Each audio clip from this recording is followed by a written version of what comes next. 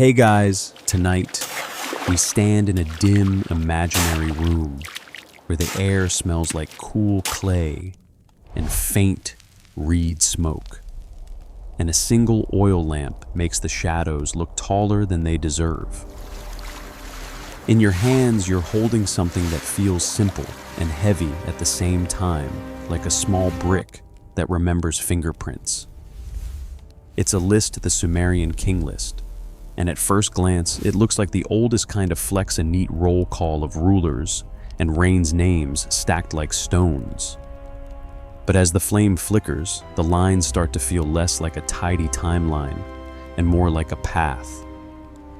Not proof, not a secret decoder ring, just a possibility that whispers this might be arranged like a map of a forgotten epic. Some parts are widely accepted history, some parts are interpretation, and some are calm, what if imagination. We'll keep the solid ground separate from the mist. If the evidence is thin, we'll say so. And yes, you probably won't survive this, in the sense that your attention span may get mugged by ancient math and royal ego, but we'll walk slowly and laugh quietly about it. So before you get comfortable, take a moment to like the video and subscribe, but only if you genuinely enjoy what I do here. And drop your location and local time in the comments, because I love picturing this story traveling across different nights. Now dim the lights, maybe turn on a fan for that soft background hum, and let's ease into tonight's journey together. You sit with the tablet in your mind, and you let your breathing settle into the soft rhythm of reading something older than your usual problems. Most historians agree that the Sumerian King List is at its core a political and literary document, a way to say who should be remembered, who should matter, and who gets to claim that kingship was legitimate.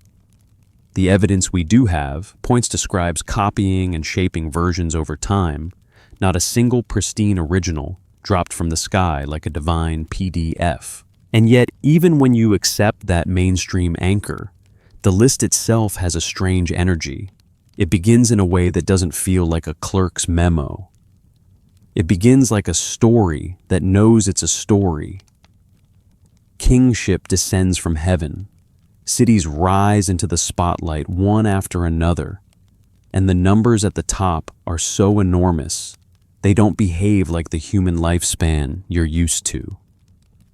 You can almost hear the ancient scribe clearing his throat, as if to say, settle in, this starts before your idea of normal. One interpretation is that the list is doing more than recording. A careful reading might suggest it's arranging memory in a particular order, like beads on a string, like steps across wet ground. That's not a certainty, just a lens you can try on for a while. And if we treat it as a possibility rather than a conclusion, a new question forms in the quiet. What if the story is pointing at something else? You don't need to force it into a treasure map. You don't need to swear it hides Atlantis under a palm tree. You just let the possibility sit beside you, like a cat that has decided your lap belongs to it now. The list becomes a candlelit map, not because it proves anything, but because it invites you to move through it. In the mainstream view, the King List belongs to ancient Mesopotamia, the land between rivers where cities like Uruk, Ur-Kish, and others grew from mud brick and irrigation into something that could support temples, markets, scribal schools, and inevitably arguments about who was in charge. Archaeology suggests that by the late 4th and 3rd millennia, BCE southern Mesopotamia had dense urban centers connected by canals and trade routes. The evidence we do have points to administrative texts, seal impressions, temple economies, and a whole ecosystem of record keeping that makes modern paperwork look like a hobby. That's solid ground. Now carefully you step one foot into the mist, because the list is not just cities and kings, it's also sequence, and sequence is where maps begin. Even when you don't know the scale, a route can still be a route. The list seems to move kingship from one city to another in a pattern that feels like narrative motion. It doesn't just say, here are some rulers. It says, kingship was here, then here, then here. And that movement can be read as ideology. Sure, the political claim that power has a rightful line. But it's possible that the movement also echoes older memories of shifts, migrations, alliances, collapses, rebuilding, and the way rivers decide without consulting you where life can gather. You imagine yourself walking at night along an ancient canal, the water black and slow, the reeds whispering like a crowd, trying not to interrupt. In the distance, a kiln glows like a low orange star. Somewhere dogs are having the same argument they always have with the moon. You can't see the whole landscape, but you can feel that it's stitched together by water and human effort. This is where the King List starts to feel like a map of a forgotten epic, not because it gives you coordinates, but because it gives you a direction of memory. Now the big obstacle arrives immediately like a bouncer at the door of reason, the reign lengths at the beginning. Some kings rule for impossibly long times. Tens of thousands of years depending on the version and the units used. Most historians agree that these early reigns are not literal history. They belong to mythic time, where numbers can be symbolic ceremonial, or a way to say, this was long ago deeper than your calendar. Archaeology suggests the earliest urban development didn't stretch back into the kind of timescale those reigns imply, at least not in the straightforward way the numbers read. So, what are the numbers doing there? A more cautious explanation could be that the numbers serve literary and religious functions, connecting the authority of kingship with cosmic order. Sumerian mathematics used a base 60 system, and their number habits can look strange if you expect decimal simplicity. Some parts of the list might preserve traditional numerical patterns that mattered for ritual or for the prestige of antiquity. This raises the possibility that the reign lengths are more about meaning than measurement. And then the what if mood slips in quietly, like a breeze through a doorway you forgot to close. What if those numbers are not years in the way you mean years? What if they're a symbolic timekeeping system, or a way of stacking eras like layers of sediment? That's a possibility, not a certainty. Let me rephrase that more carefully. It's not that we can decode the exact intended unit tonight, but that the strangeness itself might be part of the structure, a deliberate deep time prologue that tells you the map begins in a place beyond ordinary memory.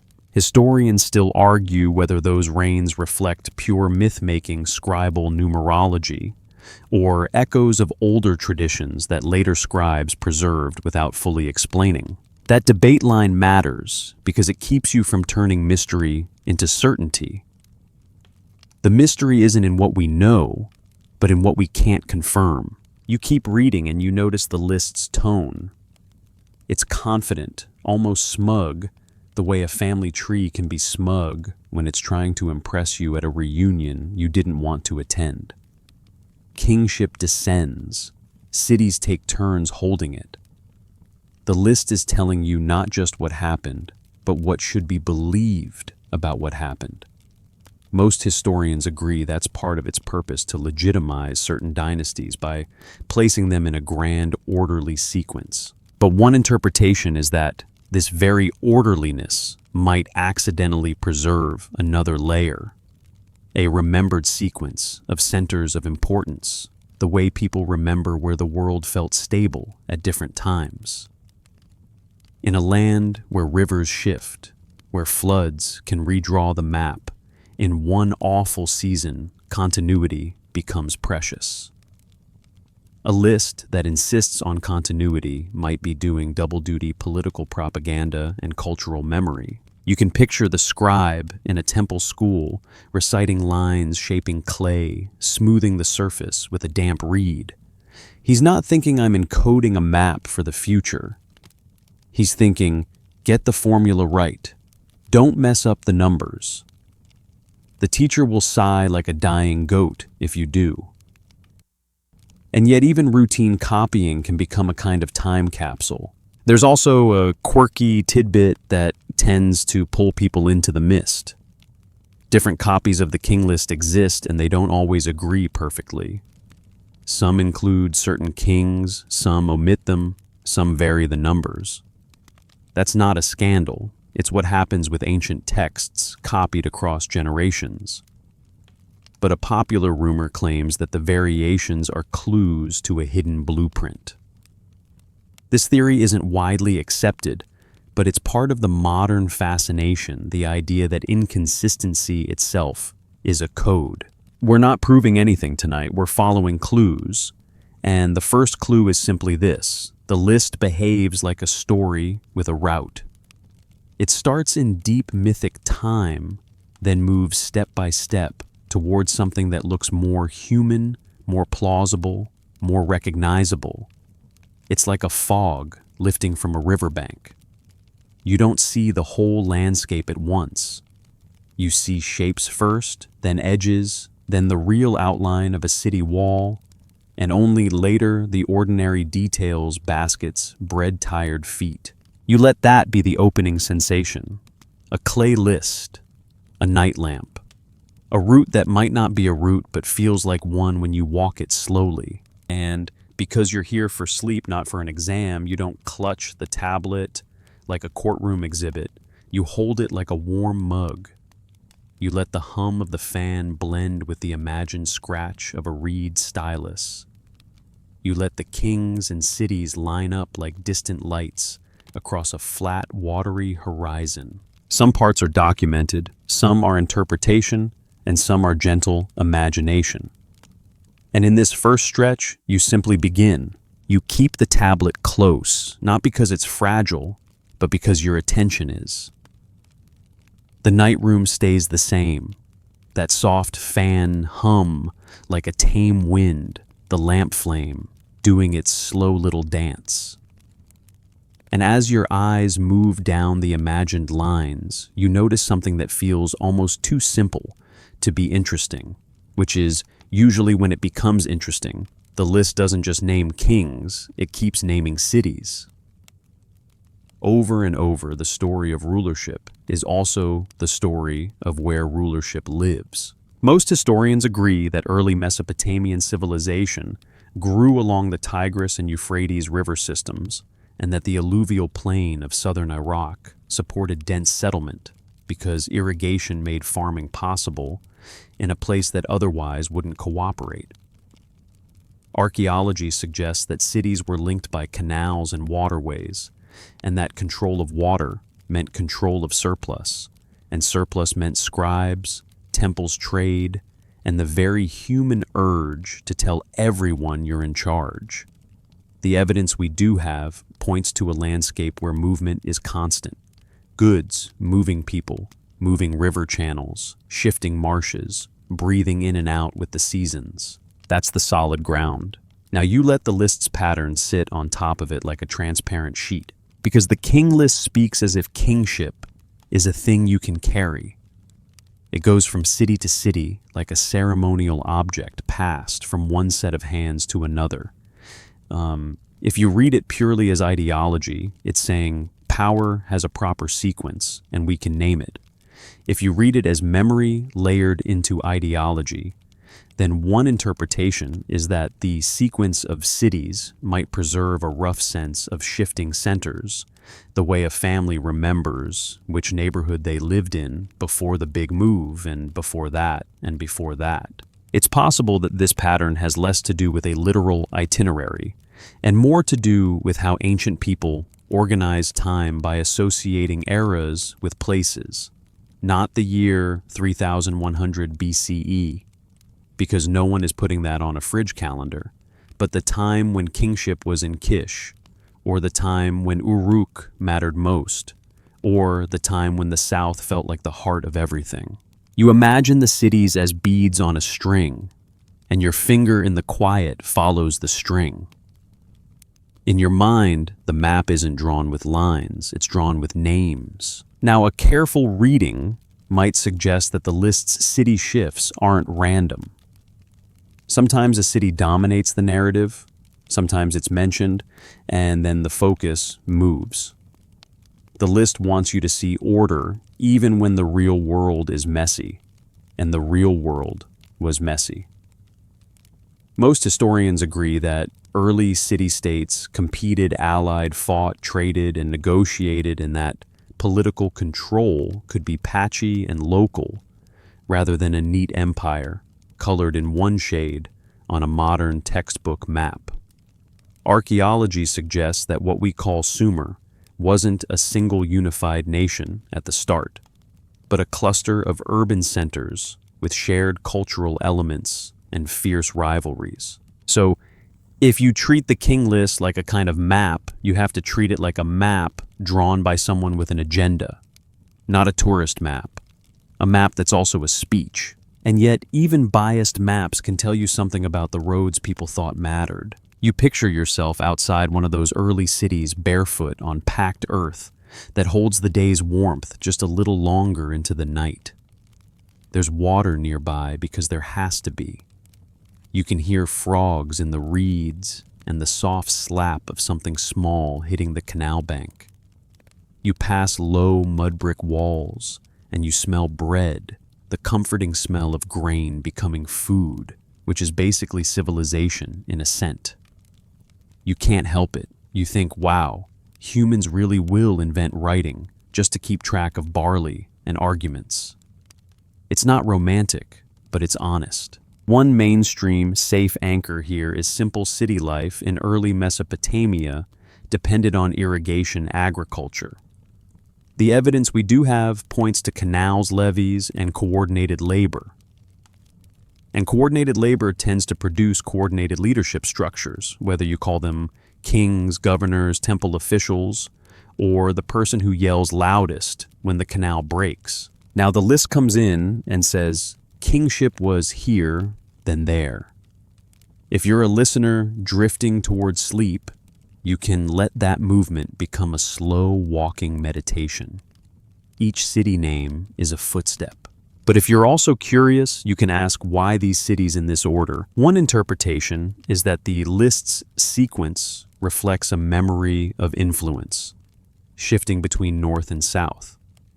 Another interpretation is that it's a rhetorical claim that certain centers had rightful precedence. A more cautious explanation could be that scribes in later periods arranged older traditions to fit contemporary politics, so the order might tell you as much about the time of compilation as about the time described. Historians still argue whether the King List preserves real political sequences in any meaningful way, or whether it mostly functions as a literary scaffold to support legitimacy claims. That sentence is your guardrail. You keep the solid ground separate from the mist. Now let's step deeper into what a map could mean without turning it into a conspiracy. A map can be spatial, sure, but it can also be conceptual. Think of how you remember your own life, not as dates, but as places. The apartment where you couldn't sleep. The street where you got bad news. The cafe where something finally felt okay. Your memory is a city list too, just with fewer clay tablets and more notifications you wish you could delete. So it's possible that the Sumerian King List is doing something similar on a cultural scale. It's saying, here is the sequence of places where the world felt centered. Not a GPS route, but a mnemonic route. And there's another layer, the rivers themselves.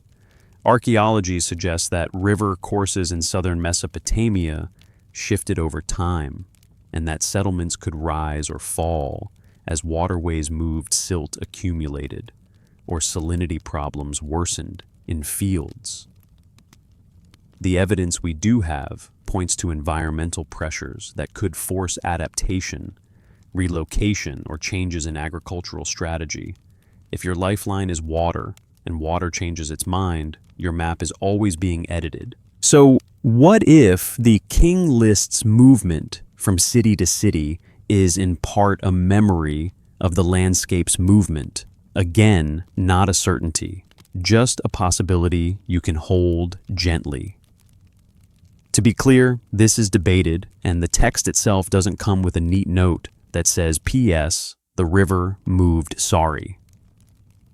But the idea that environment shapes political geography is mainstream enough, and the what if is simply that the list is one cultural way of encoding those shifts. Now, for a quirky tidbit clearly labeled as such, because the internet loves a good extra sprinkle of weird on top of your barley.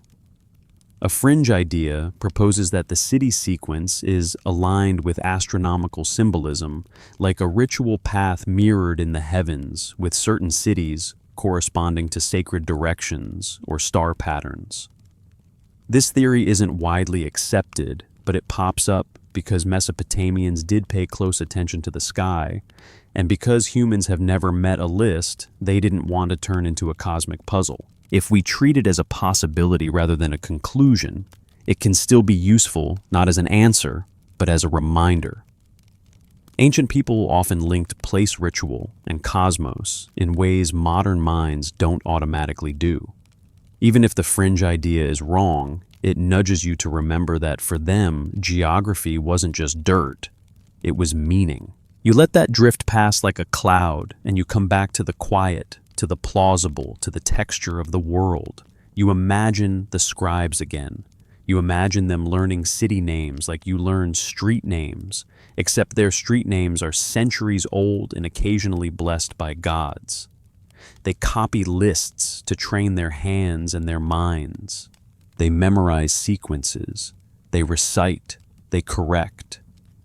They pass on an inherited order that becomes over time a kind of mental map. And you tonight are doing something strangely similar. You're following the city-to-city shifts like a route. You're letting the names guide you through a landscape made of water mud brick and remembered authority. The lamp flame dips and rises. The fan hum stays steady.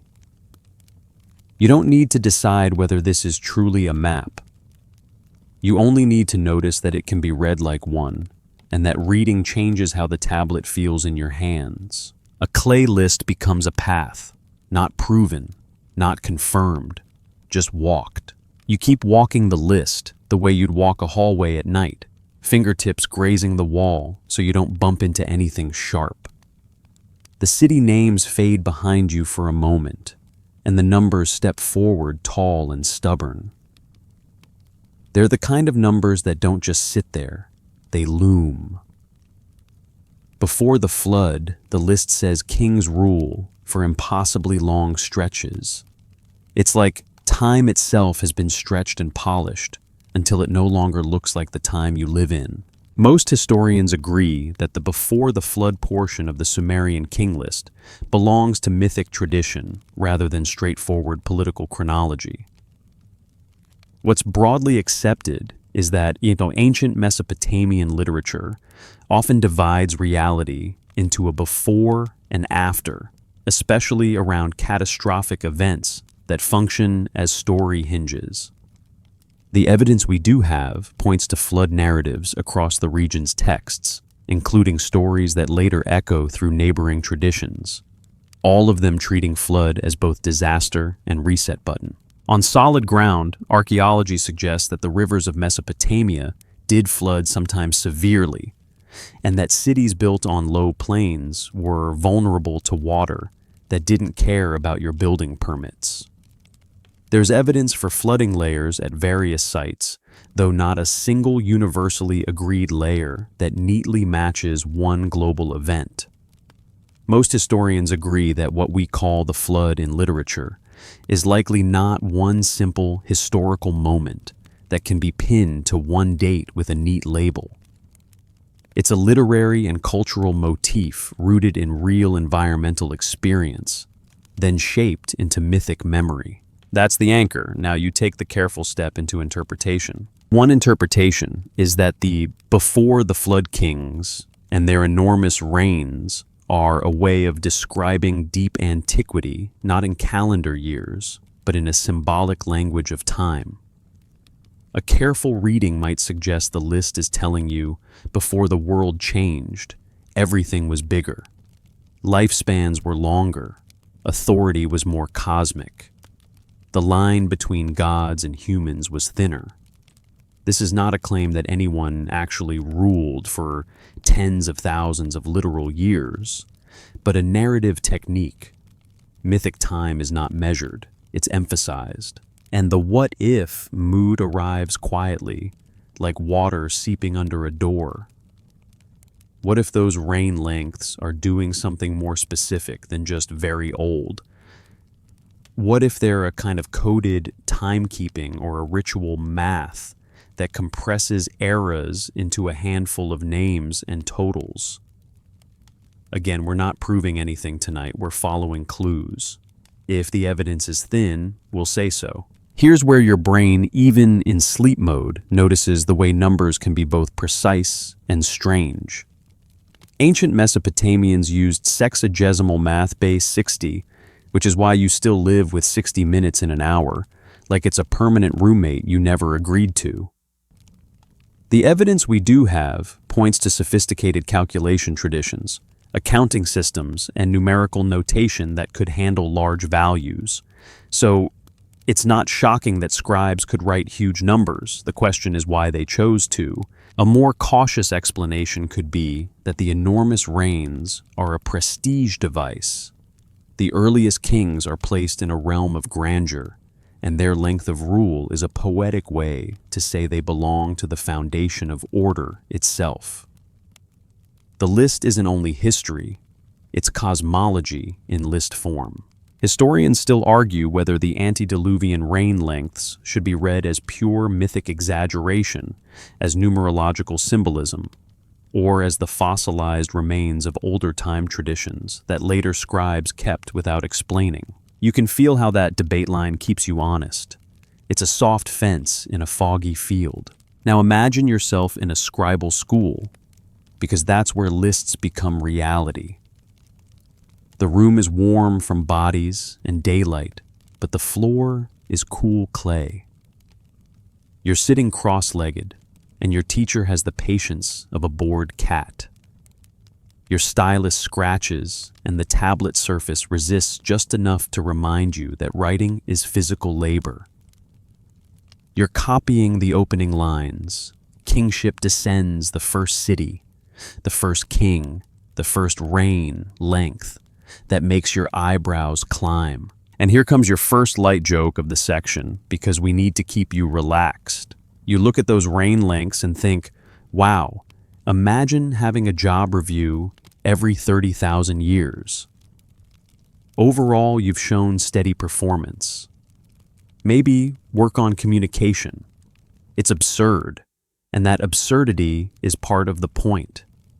Mythic numbers aren't meant to fit neatly into your life. They're meant to set the stage. But if you keep reading slowly, you notice something else.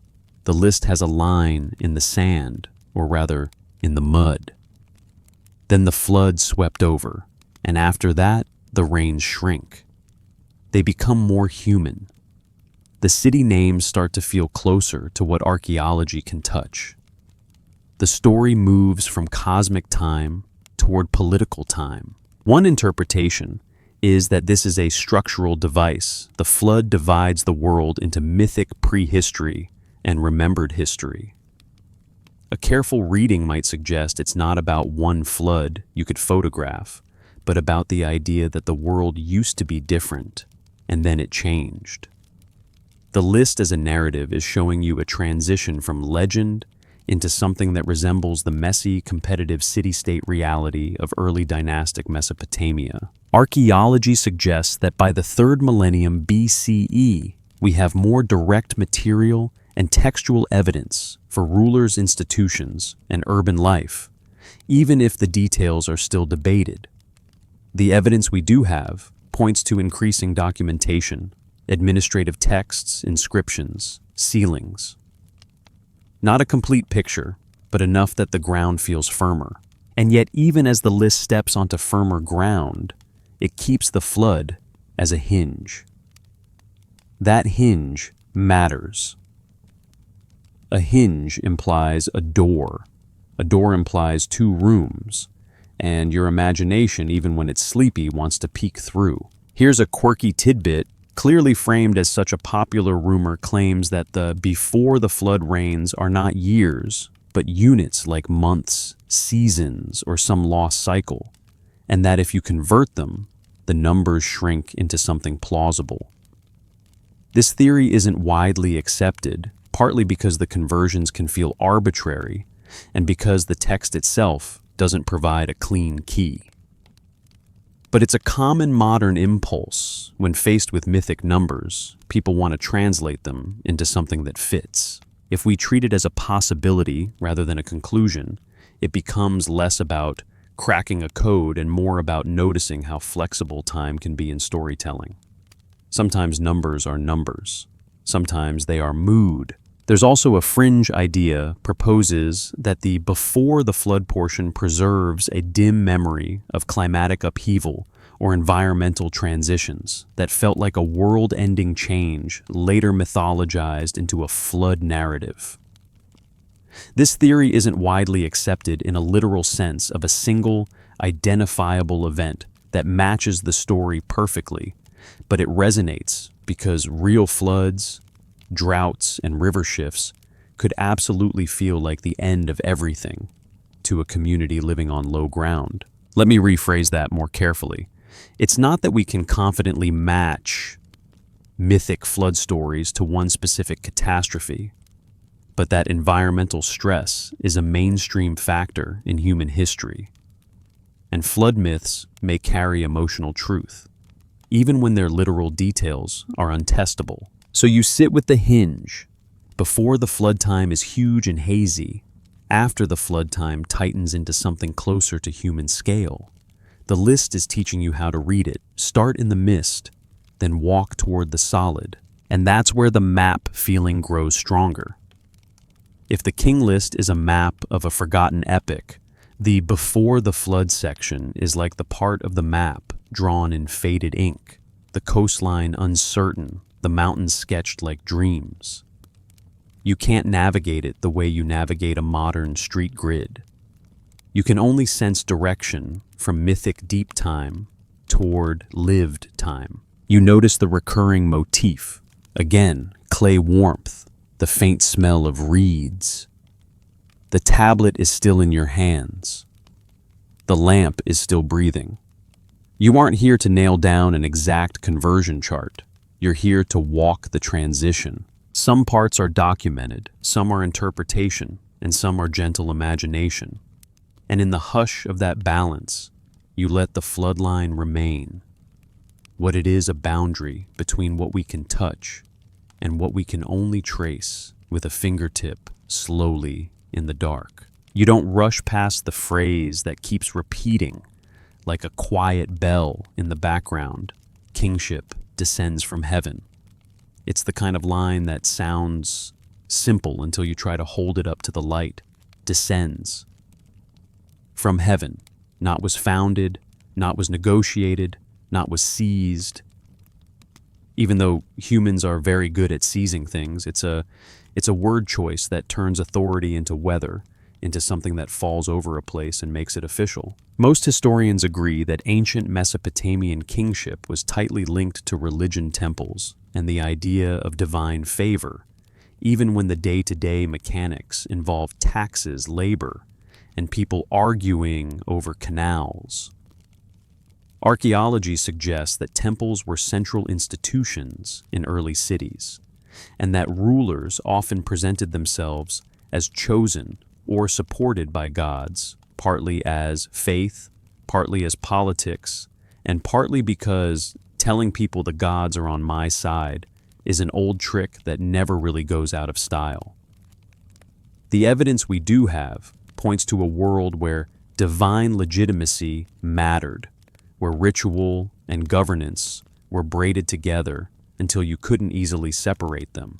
That's your mainstream anchor. Now you let the list's language do its thing. One interpretation is that kingship descends is a metaphor for legitimacy. It frames authority as something granted, not invented. If kingship comes from above, then it's not up for debate below. It's a clever way to make a political claim feel like cosmic fact, and it's the kind of rhetorical move scribes could repeat without blinking. But another interpretation signposted carefully is that the phrase might also preserve a memory of transition, not in the supernatural sense you can test, but in the social sense you can recognize. It's possible that early communities experienced shifts in leadership structures that felt sudden or transformative. When a new center rises, when a new dynasty asserts itself, when a coalition turns into a kingdom, people might describe that shift as something that came down on them. A careful reading might suggest the text is trying to smooth over messy human processes by describing them as a neat descent. And then the what if mood enters soft-footed. What if you treat kingship less like a crown and more like a traveling idea, not a literal object, but a social technology? What if it moves like weather patterns, sometimes lingering, sometimes shifting, sometimes arriving with thunder, sometimes with quiet drizzle? You're not claiming that's what the scribe intended in a modern sociological sense, but you're letting the phrase become a lens. You imagine yourself standing on a flat plain at dusk. The horizon is wide, almost too wide, like the sky is trying to convince you you're small. A warm wind pushes across reeds.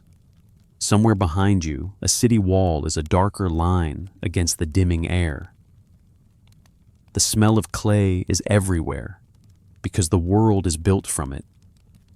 Then, in your imagination, kingship arrives the way a storm front arrives, a change in pressure, a shift in what people expect, a new set of rules everyone must pretend they didn't help invent. Now, to keep your footing on solid ground, you remember that early Mesopotamian political organization likely evolved over time, and that our evidence shows a variety of roles: temple administrators, city governors, military leaders, and kings.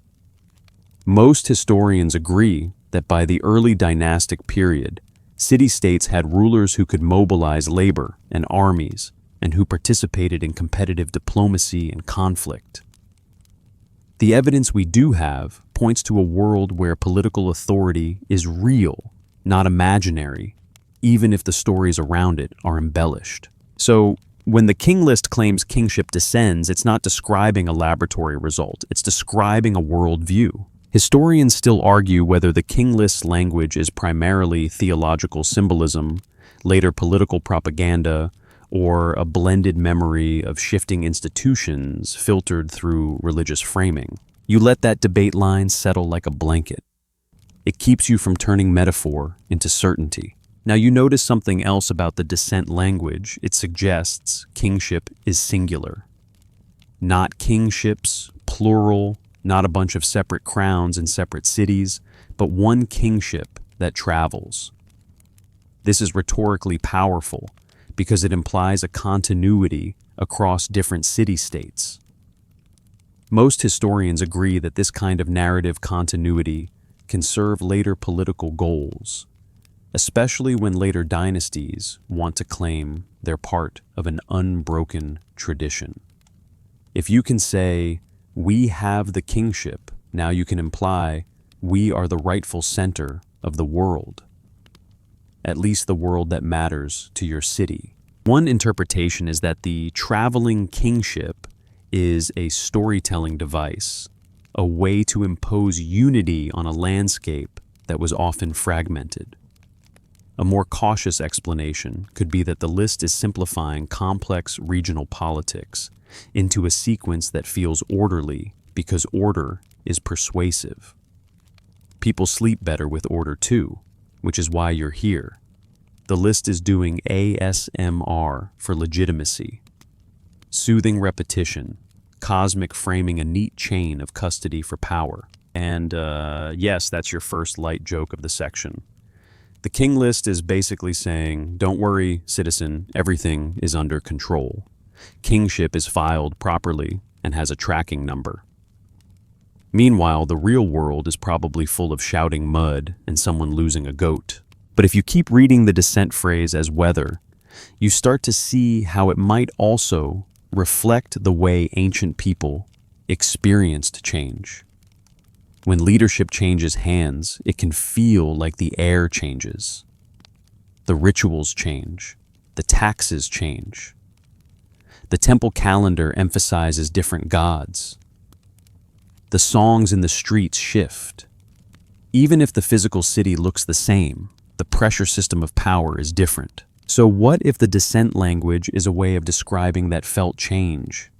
Again, not a conclusion, just a possibility that fits human experience across time. Now, for a quirky tidbit, clearly labeled and safely framed, a popular rumor claims that kingship descending is evidence that ancient Sumerians believed actual divine objects were physically delivered to cities, like a sacred standard or heavenly insignia that legitimated rule.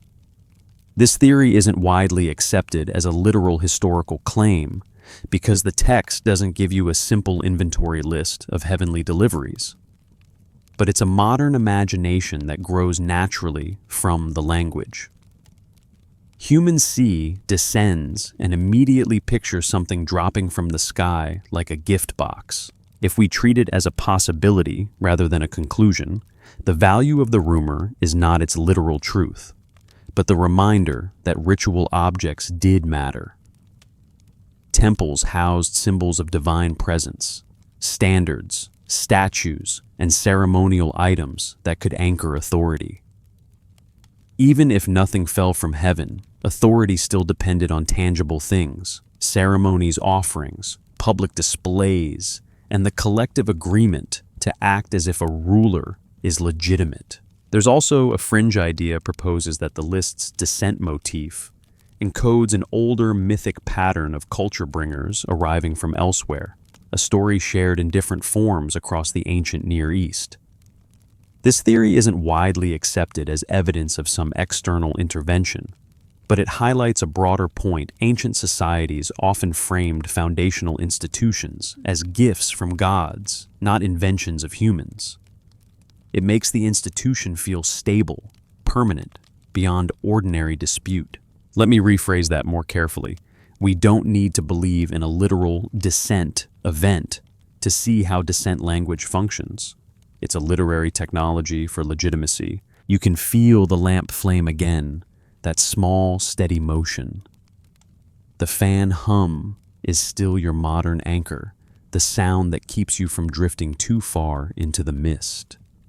You hold the phrase, kingship descends, and you let it be both things at once, religion and politics, poetry and propaganda, worldview and tool. And in your mind, you return to the map idea. If the King List is a map of a forgotten epic, then the descent of kingship is like the map's legend, the little box that tells you what symbols mean. It's telling you this is not just geography, it's sacred geography. Power moves not randomly, but with a kind of cosmic permission, at least in the story. You don't have to accept the cosmic permission as literal. Most historians agree you shouldn't. But you can accept that people believed or performed belief, and that belief shaped real decisions. Where to build, who to obey, how to justify war, how to explain prosperity, how to explain disaster. So you keep walking. You let kingship move overhead like a slow cloud. You let the cities beneath it appear and fade in the dim light of the narrative. Some parts are documented, some are interpretation, and some are gentle imagination. And as you move forward, you're not trying to trap the truth in a net tonight. You're letting the story's weather pass over you calm and steady, and you're noticing how it changes the feel of the ground. You keep moving, and the list brings you to a name that feels like the first step onto firm ground, even if you're still surrounded by mist eridu. You don't just read it, you taste it in your mind, a short, dry sound that somehow carries water inside it. The lamp flame leans, the fan hum, stays steady, and you imagine the landscape around that name, not the modern landscape, but the one the stories hint at, when the shoreline might have been closer and the southern plain might have felt like a wide, breathing marsh. Most historians agree that Eridu is among the earliest known urban settlements in southern Mesopotamia, and archaeology suggests it has deep occupational layers that speak to long-term habitation. The evidence we do have points to early temple structures there, rebuilt again and again, which fits a mainstream picture of how early cities grew, not as a single grand founding, but as gradual accumulation layer over layer, like a memory that keeps getting rewritten on the same page. That's your solid anchor. Now you let the King List's voice overlay it. The list often places Eridu at the beginning, the first place where kingship descends, the first city that holds the center of the story. One interpretation is that this is a cultural origin point, a way of saying, start here because here is where the world became organized.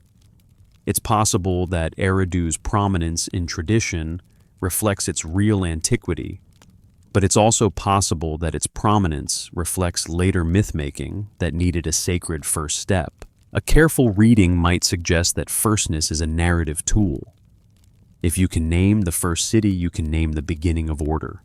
You can make the world feel like it has a clear starting line, even if reality is more like a messy crowd, all stepping forward at different times. And then the what if mood comes in like cool air off water. What if the King List's Eridu isn't just a city on a plain, but a marker of a shoreline that isn't there anymore? What if you're standing at the edge of a remembered coast, and the list is guiding you to a place that once faced a different world? To be clear, this is debated. We're not proving anything tonight. We're following clues, but the thought has a gentle power because the southern Mesopotamian environment changed over millennia. Archaeology suggests that shifting rivers, sedimentation, and changing sea levels could alter where wetlands and shorelines sat relative to settlements. The evidence we do have points to an alluvial world in motion where land and water negotiate constantly. So you imagine Eridu as a kind of threshold, a place where reed beds meet open ground, where people fish and farm and trade, where boats slide through canals like silent thoughts. The smell in your imagination is brackish water and damp clay, and somewhere there's a kiln breathing out warmth like a sleepy animal. Now, mainstream history reminds you that early Mesopotamian urbanism was linked to temples' irrigation and administrative organization. The evidence we do have points to a long tradition of temple building, which suggests not only religion, but community coordination. It takes planning to rebuild the same sacred structure repeatedly. It takes shared labor. It takes an idea that the place matters. So when the King List begins at Eridu, it's not choosing a random dot. It's choosing a place that, in both archaeology and tradition, carries the weight of early. Historians still argue whether Eridu's primacy in the King List reflects genuine early political prominence, later theological storytelling, or a blending of real antiquity with symbolic firstness. That line sits down beside you like a quiet guide. It keeps your feet from sliding into fantasy without a warning sign. Now you let yourself see the Temple Mound, not as a museum diagram, but as a lived place. You walk toward it at dawn in your imagination, when the air is cooler and the world feels soft at the edges. The temple rises modestly at first, then larger as you get closer, rebuilt so many times that it's less a building and more a habit. People move around it with baskets, jars, ropes.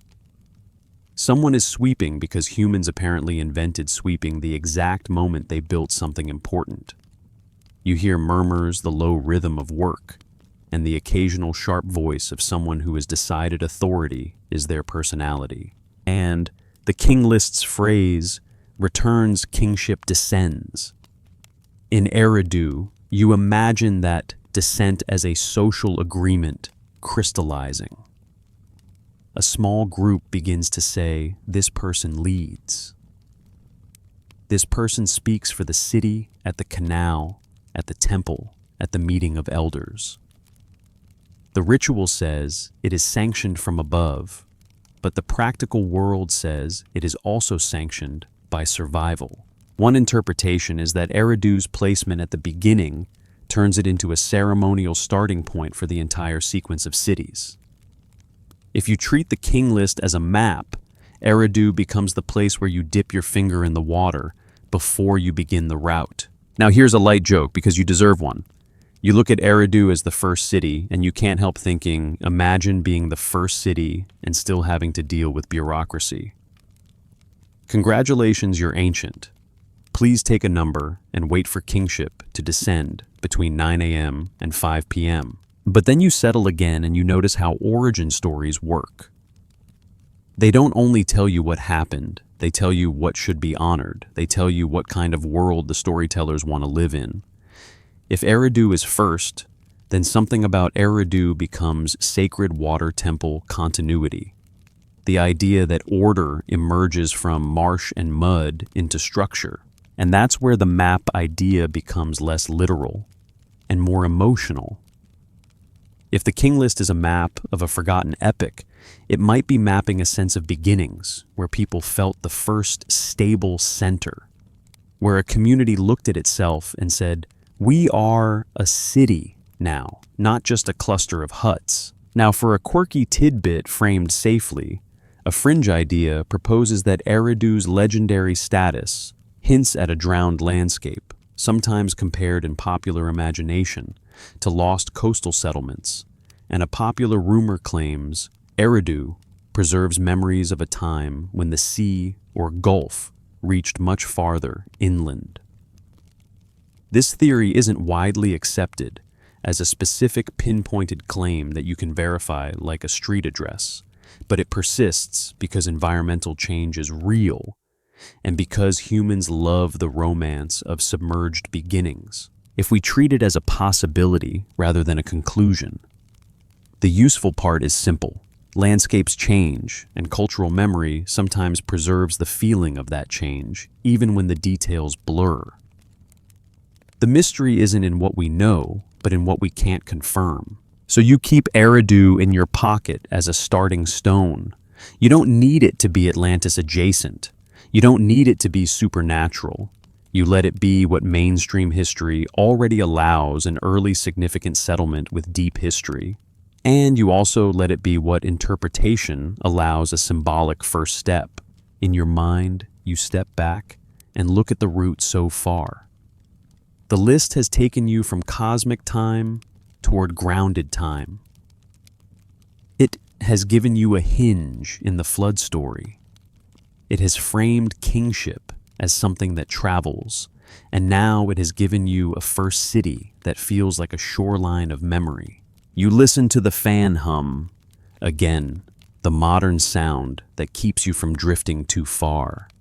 You smell the imaginary clay and reeds. You feel the coolness of early morning near water. And you realize that even if the King List is not a map, in the strict sense it works like a map in the way it guides attention. It tells you where to begin. You begin at Eridu and you keep walking. You leave Eridu behind in the softest way, like backing away from a shoreline so slowly you barely notice your footprints drying. The lamp is still there, the fan still humming, and the King List's thread pulls you onward. The names feel like stepping stones across a shallow canal. Then you reach a city that sounds different in your mouth, shorter, sharper, almost like a knock on a door, Kish. Most historians agree that Kish was a major center in northern Babylonia in the early dynastic period, and archaeology suggests it held political and cultural importance across long stretches of time. The evidence we do have points to Kish as a place that later rulers wanted to associate with, which is already a clue about prestige. In ancient politics, claiming a connection to a respected city is like wearing a vintage jacket you didn't earn and hoping nobody asks where you got it. That's the solid ground. Now you let the list's movement do what it does best. The King List presents kingship as traveling, and when it moves from the southern origin vibe of Eridu to Kish, it feels like the story shifts northward into a slightly different kind of landscape. One interpretation is that this reflects real changes in the balance of power between regions, or at least memories of such changes. A careful reading might suggest the list is marking phases, not just naming places, marsh to plain, south to north, old to new. It's possible that Kish's prominence in the list captures a broader truth about early Mesopotamia influence, wasn't permanently parked in one spot. Cities rose and fell in importance not only due to military success, but also due to trade routes, water management, and alliances that changed faster than your phone's operating system wants you to update. You imagine yourself traveling north in the dark, the air turning a little drier, the reeds thinning the ground, firming under your feet. The water is still everywhere, but it's more controlled, more channeled, less marsh, and more managed. You pass fields that smell like damp earth and straw. You hear different insects. You can almost feel that you're moving into a place where the horizon is still wide, but the texture of life shifts, and the what-if mood slips in calm and cinematic. What if the list is guiding you along a cultural gradient, not just a political one? What if you can feel the changes in food, accent-building habits, and trade as you move from one city name to the next, like turning the dial on a radio until the station comes in clearly? To be clear, this is debated. We're not proving anything tonight. We're following clues. On the mainstream side, you remember that early Mesopotamian city-states were part of a broader region that included Sumer in the south and Akkad in the north, though the exact cultural and political boundaries shifted over time. The evidence we do have points to interaction, exchange, and competition across that whole landscape. Archaeology suggests that goods moved, stone metals, timber, luxury items, everyday staples, and when goods move, ideas move too, including the idea of kingship itself. So, when kingship moves to Kish in the list, one cautious explanation could be the text is reflecting the fact that Kish mattered in a way later scribes wanted to emphasize. Kish becomes a symbol of recognized authority. In some traditions, King of Kish becomes a kind of prestige title, almost like saying, you're not just a local boss, you're the boss other bosses respect. Historians still argue whether Kish's prominence represents actual early political dominance, later ideological retrofitting, or a symbolic claim that true kingship must pass through Kish to be legitimate. That line sits down gently beside you. Solid ground, mist, separate. Now you notice how the King List's style nudges your imagination. It doesn't say Kish gained influence through a combination of trade, military power, and administrative innovation. No, it says kingship was in Kish. It's a shortcut, a poetic compression. The list turns complex political dynamics into a simple baton pass. That's not dishonest in the way a scam is dishonest. It's dishonest in the way a bedtime story is dishonest by simplifying everything so you can follow the shape. And because we're doing bedtime history, you let yourself enjoy the shape. You imagine Kish at dawn not as a single skyline but as layers, temples, houses, storage areas, workshops. You hear the thud of grain being poured into jars. You smell smoke from cooking fires. You see people moving with purpose because they always do, even when the world is ancient. Someone is already annoyed about something. Civilization is consistent like that. One mainstream fact that keeps you grounded is that kingship and city-state competition in early Mesopotamia often involved building projects and control of resources. The evidence we do have points to rulers presenting themselves as builders and organizers, not just fighters. They restore temples, dig canals, sponsor rituals. Whether out of devotion or propaganda or both, they tie their legitimacy to visible infrastructure. If you can make water flow, you can make people believe in you. Honestly, it's not that different from modern politics, except now the canals are highways and the reed boats are press conferences. Now for a light joke, because you're due one, imagine being a scribe in Kish and hearing that kingship has arrived. You're like, great, do we get a day off? No. You get more paperwork. Kingship descends, and immediately someone invents a new tax category for goats. But you keep walking the list, and you feel how Kish's placement changes the mood. Eridu felt like beginnings. Kish feels like contest.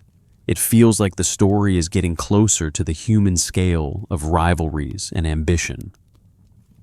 The reigns are not cosmic anymore. They're still sometimes exaggerated, but they're more plausible. The list is moving toward the zone where archaeology and inscriptions can sometimes meet the narrative, even if they don't always shake hands politely. Now comes your quirky tidbit framed safely. A fringe idea proposes that the King List's emphasis on Kish reflects not just political prestige, but a deeper cultural gateway role, as if Kish is the checkpoint between the mythic south and the more historically traceable north.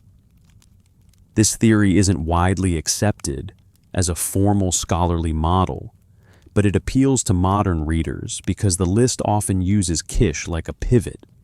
It's the kind of place you can imagine as a hinge city where languages trade routes and political styles blend. A popular rumor claims that once you understand why Kish matters, the entire list becomes a coded route of influence, like a shadow map of alliances.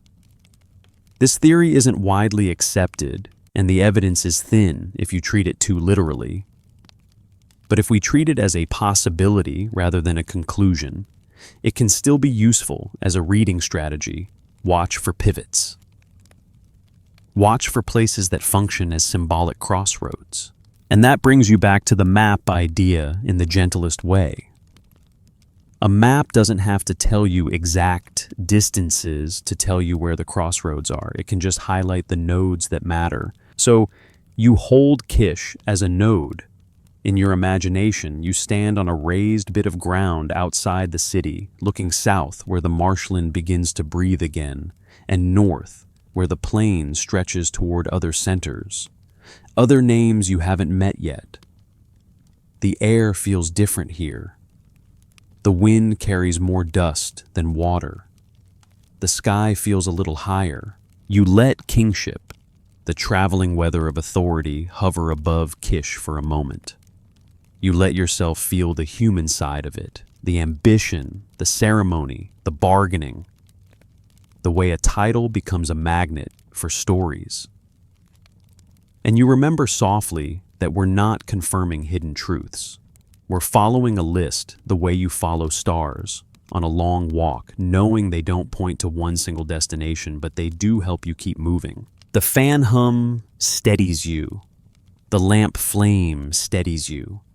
The list steadies you too with its repetitive certainty, even when the world behind it is uncertain. And when you're ready, you let the route pull you onward from Kish deeper into the city lights of memory. You keep following the thread, and it leads you to a name that feels like it carries its own echo, Uruk. Even if you've never studied the ancient world, you've probably heard the sound of it somewhere, like a half-remembered chord. The lamp flame leans in as if it's curious too.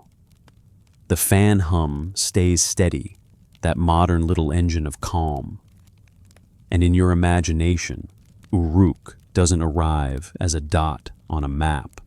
it arrives as a shadow of walls, a city so present in story that it almost crowds out the rest. Most historians agree that Uruk was one of the largest and most influential cities of early Mesopotamia, especially during the late 4th millennium BCE in archaeology, suggests it played a central role in early urban development, writing, and administrative systems. The evidence we do have points to the Uruk period as a time when cities expanded, bureaucracy thickened, and symbols began to harden into written signs. If you want one mainstream fact to hold like a smooth stone tonight hold, this Uruk is tied to the early rise of urban complexity and early writing traditions. That's solid ground. Now you let the King List tone shift, because when Uruk enters, the list starts to feel like it's walking with a legend at its side. Uruk is where the line between history and story becomes thinner. Not because it vanishes, but because it's busy. Uruk is connected to heroic tradition, especially through figures like Gilgamesh, who lives both in king lists and in epic poetry. Most historians agree that epic literature can preserve cultural memory while reshaping it for artistic and ideological purposes. The evidence we do have points to Gilgamesh as a legendary figure with deep literary life, and it's possible that behind the legend there was a historical kernel, though the details are debated. One interpretation is that the King List, by including Uruk and naming famous rulers, is weaving legitimacy with celebrity. A careful reading might suggest the list uses heroic names like anchors, helping listeners feel the sequence is real because it includes a character they already know, even if what they know is mythologized. That's not deception so much as ancient branding. You're more likely to trust a list if it includes someone who already has fan fiction. And then the what if mood arrives cinematic but careful. What if the hero layer is like a cloak draped over real political transformations? What if the epic's glow is hiding the shape of changes that were hard to explain plainly, like rapid urban growth, shifting labor systems, and the invention of administration that quietly reorganized everything? To be clear, this is debated.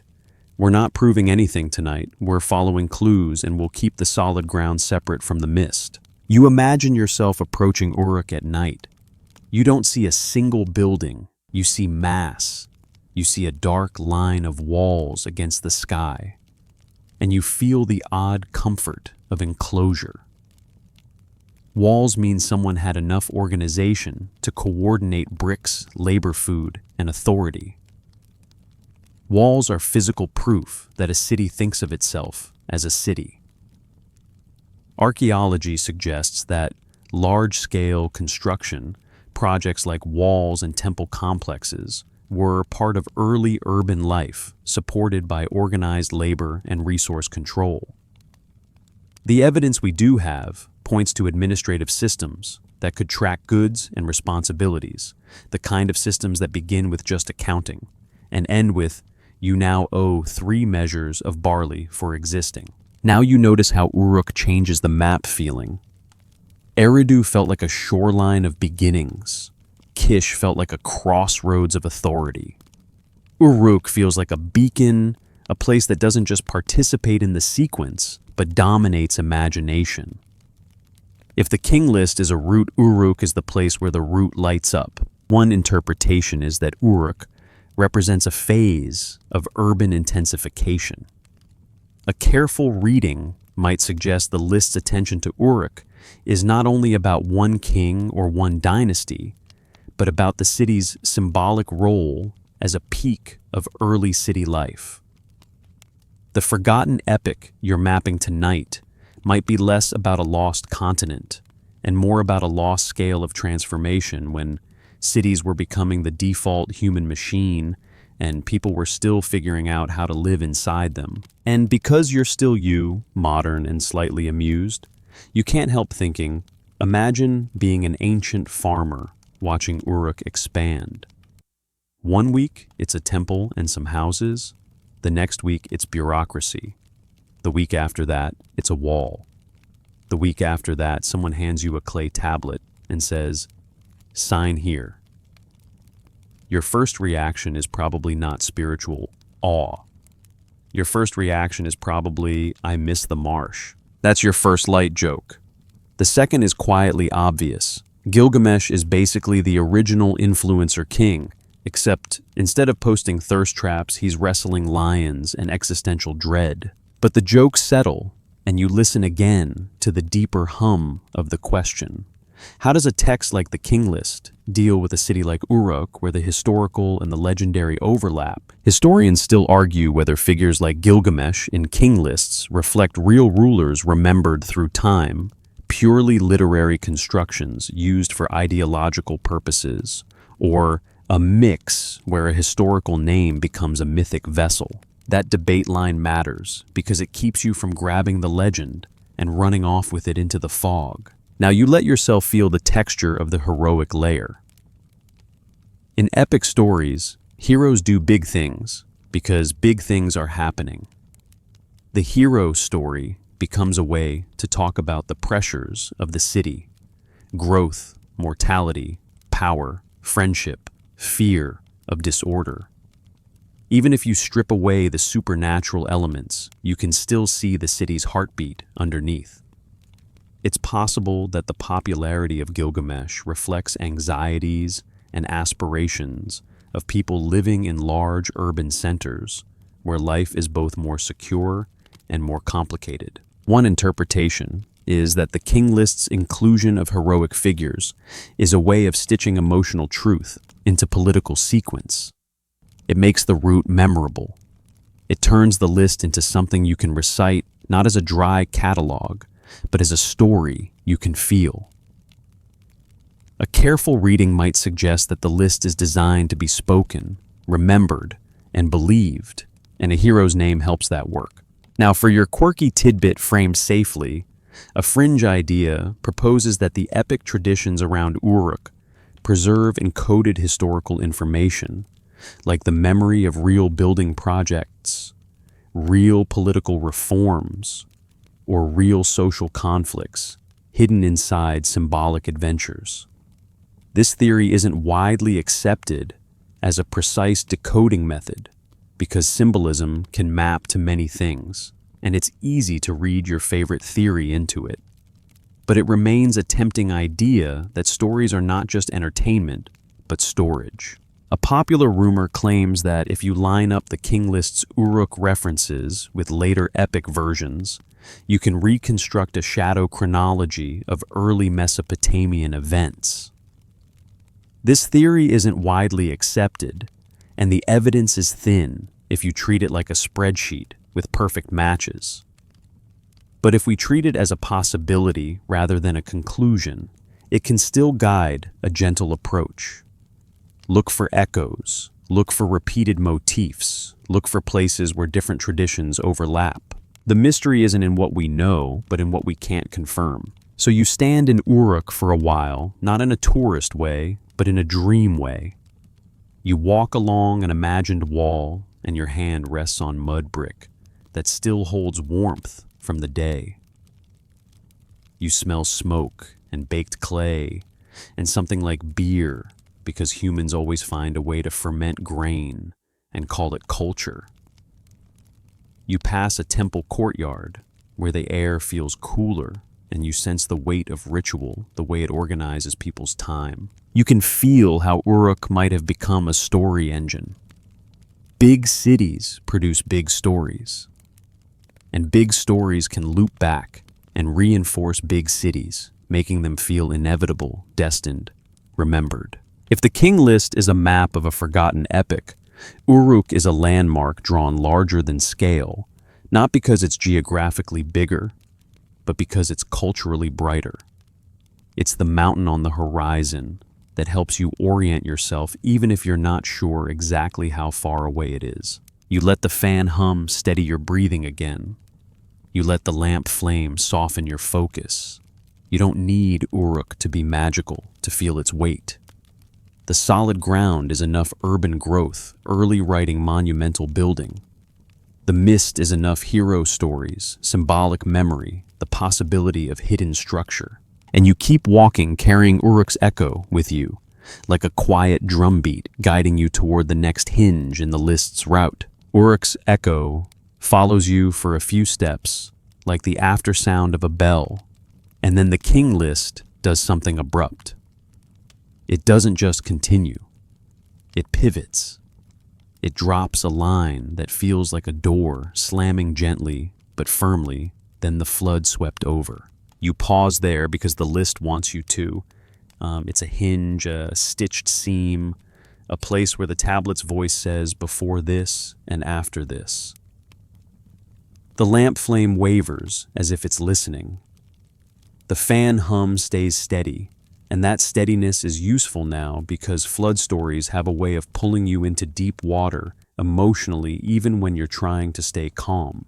Most historians agree that ancient Mesopotamian flood narratives are part of a widespread mythic tradition, and archaeology suggests that river flooding was a recurring reality in the alluvial plain.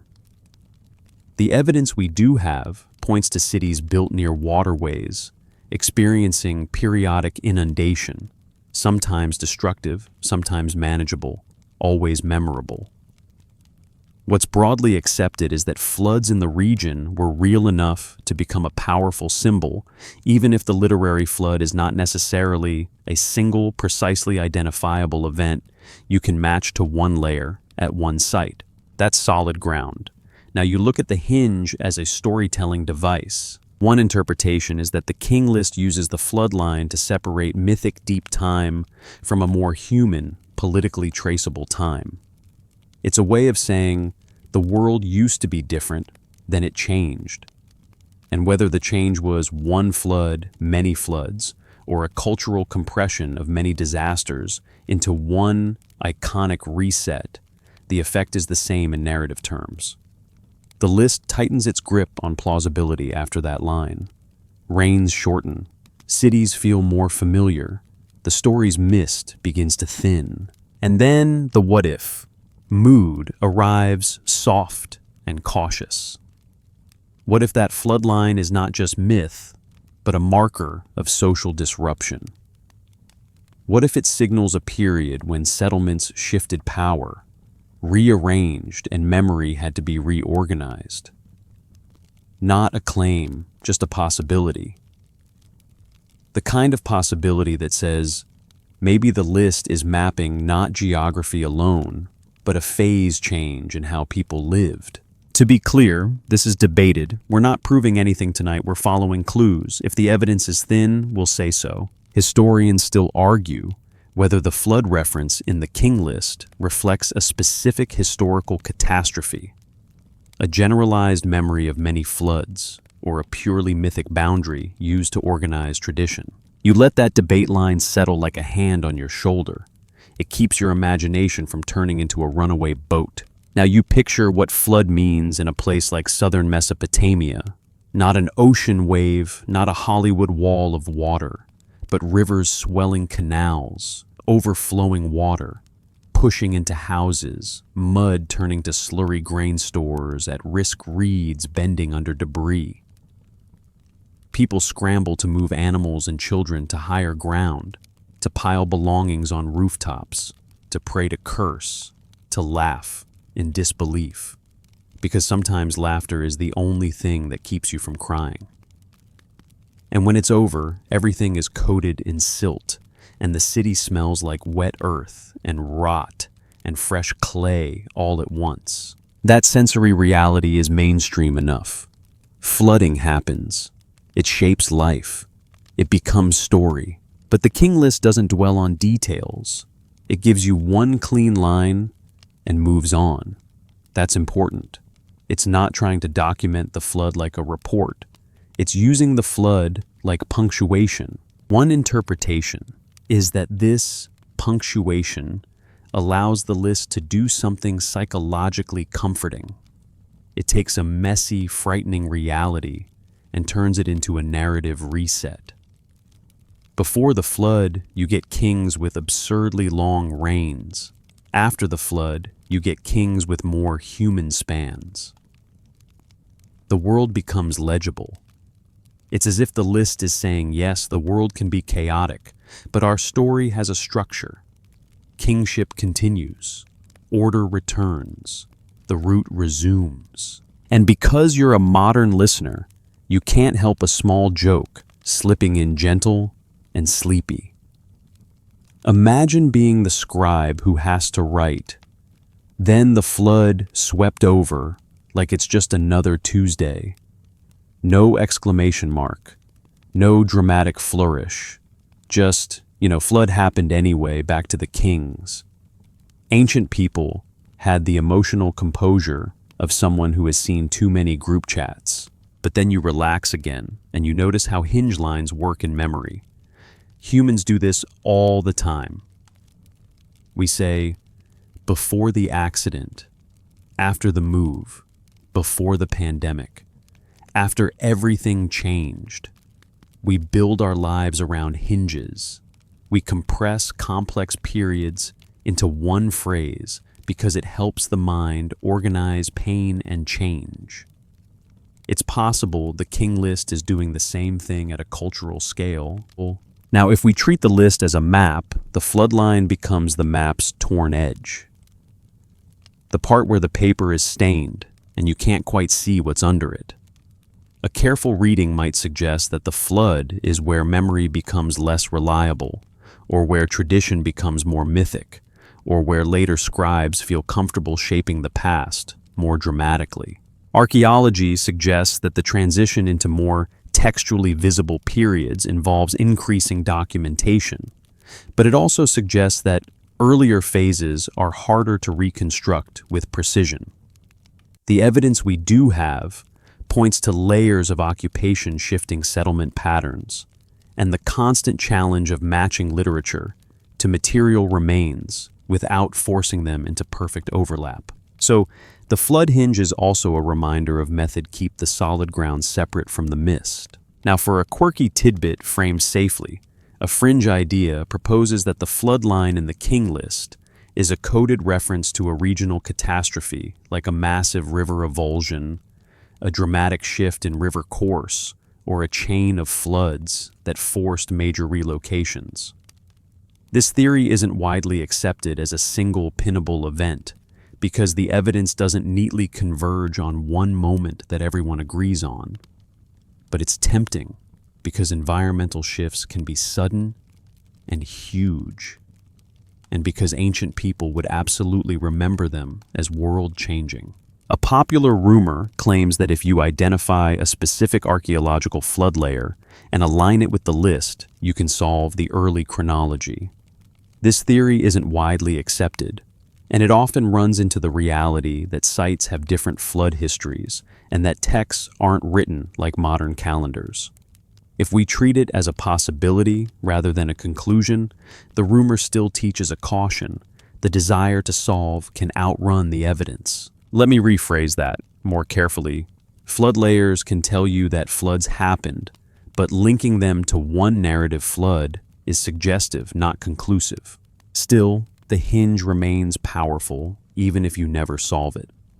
The King List doesn't need the flood to be a measurable event for the flood to function as an organizing principle. The line gives the narrative a rhythm-deep mythic time hinge, then a tightening toward the human. You notice how your breathing has slowed as you sit with this. The fan hum becomes the sound of distant water. The lamp flame becomes a tiny lighthouse. You're walking a map made of memory, and the flood line is where the map says, "Careful, the terrain changes here." You imagine crossing the boundary. On one side, the kings are giants of time. On the other, the kings are still impressive, still wrapped in legitimacy language, but they feel more like people. You could imagine someone with a temper, someone who builds canals, someone who loses an argument and pretends it was strategy. The list's world becomes less cosmic, more political. And if you're listening with sleepy curiosity, you can let the flood hinge be both a story and a shadow of experience. Flooding is real. Myth is real in the sense that it shapes how people interpret reality. The King List stands at the intersection, using a flood to bridge the two. You don't need to decide what the flood really was tonight. The mystery isn't in what we know, but in what we can't confirm. You only need to notice the function. The flood is the moment where the list invites you to stop expecting strict history and start expecting layered memory. And as you continue your route along the tablet, you carry that hinge with you like a small, smooth stone in your pocket. It's not an answer, it's a marker. It tells you that this journey will keep moving between ground and mist, between what archaeology can suggest and what stories insist on. You breathe. The lamp flickers. The list continues. You pass the flood hinge and feel the air change, not dramatically, not like a movie cut, but like stepping from a damp room into one that's been warmed by a stove. The reins tighten. The names feel less like cosmic silhouettes and more like people who would absolutely complain about their neighbors. And the King List begins to present dynasties with a kind of rhythm that is easy to overlook. If you're reading too fast, power arrives, lingers, fades, and then arrives somewhere else. In other words, it starts to feel seasonal. Most historians agree that dynasty, in the context of early Mesopotamia, is a modern label we use to describe sequences of rulers associated with a city or a house, and that political control was often fragmented and contested rather than neatly uniform. Archaeology suggests that city-states rose and fell in influence, sometimes due to military conflict, sometimes due to economic shifts, sometimes due to changing alliances and trade. The evidence we do have points to a patchwork landscape where authority could expand and contract like breath. That's your solid ground. Now you lean into interpretation. One interpretation is that the King List groups rulers into dynasties, not only to record succession, but to shape the listener's sense of time. A careful reading might suggest that a dynasty functions like a season in a cultural calendar. Not literally spring and winter, but phases marked by a city's prominence, the time when this place held kingship, then the time when it moved. It's possible that for the scribes and audiences who used the list, time was experienced less as a line of numbered years and more as a series of eras associated with centers of authority. This isn't a strange idea. You do it too. You say the college years, the first job era, the apartment with the terrible plumbing. Your brain stamps time with place and atmosphere. So, if we treat the King List as a map of a forgotten epoch, the dynasties might be the map's shading, the way an old chart marks different regions with different textures. One city's dynasty feels like damp reed smoke. Another feels like kiln heat. Another feels like dust and trade. And then the what if mood enters soft as a blanket. What if the dynastic shifts aren't only political claims, but a way of remembering environmental and economic rhythms? What if certain eras are tied to water management successes, harvest stability, trade routes, or even slow changes like soil salinization that could make farming harder over time? Not a certainty, just a possibility. We'll keep the solid ground separate from the mist. Archaeology suggests that irrigation agriculture in southern Mesopotamia could lead to salinity problems in soils over long periods, affecting crop yields and prompting changes in farming strategies. The evidence we do have points to a delicate relationship between human engineering and the landscape. Water brings life, but it also brings salts, and the land keeps score in its own quiet way. That's a mainstream environmental factor, even if the details vary by place and period.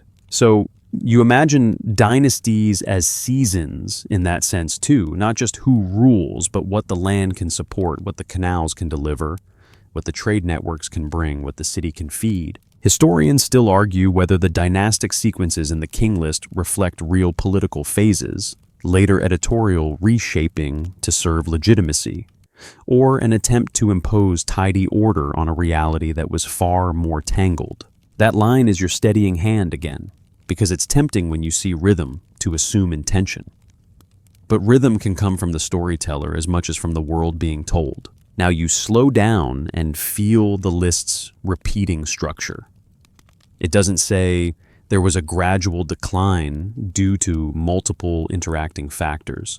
It says kingship was in this city, then it was in that city. Like a lantern carried through the night. Like a baton passed at a relay. Like a seasonal wind changing direction. You can almost hear the scribe enjoying the neatness. Because neatness is power. A neat story feels true, even when the truth is messy. And here's a light joke, because you deserve one.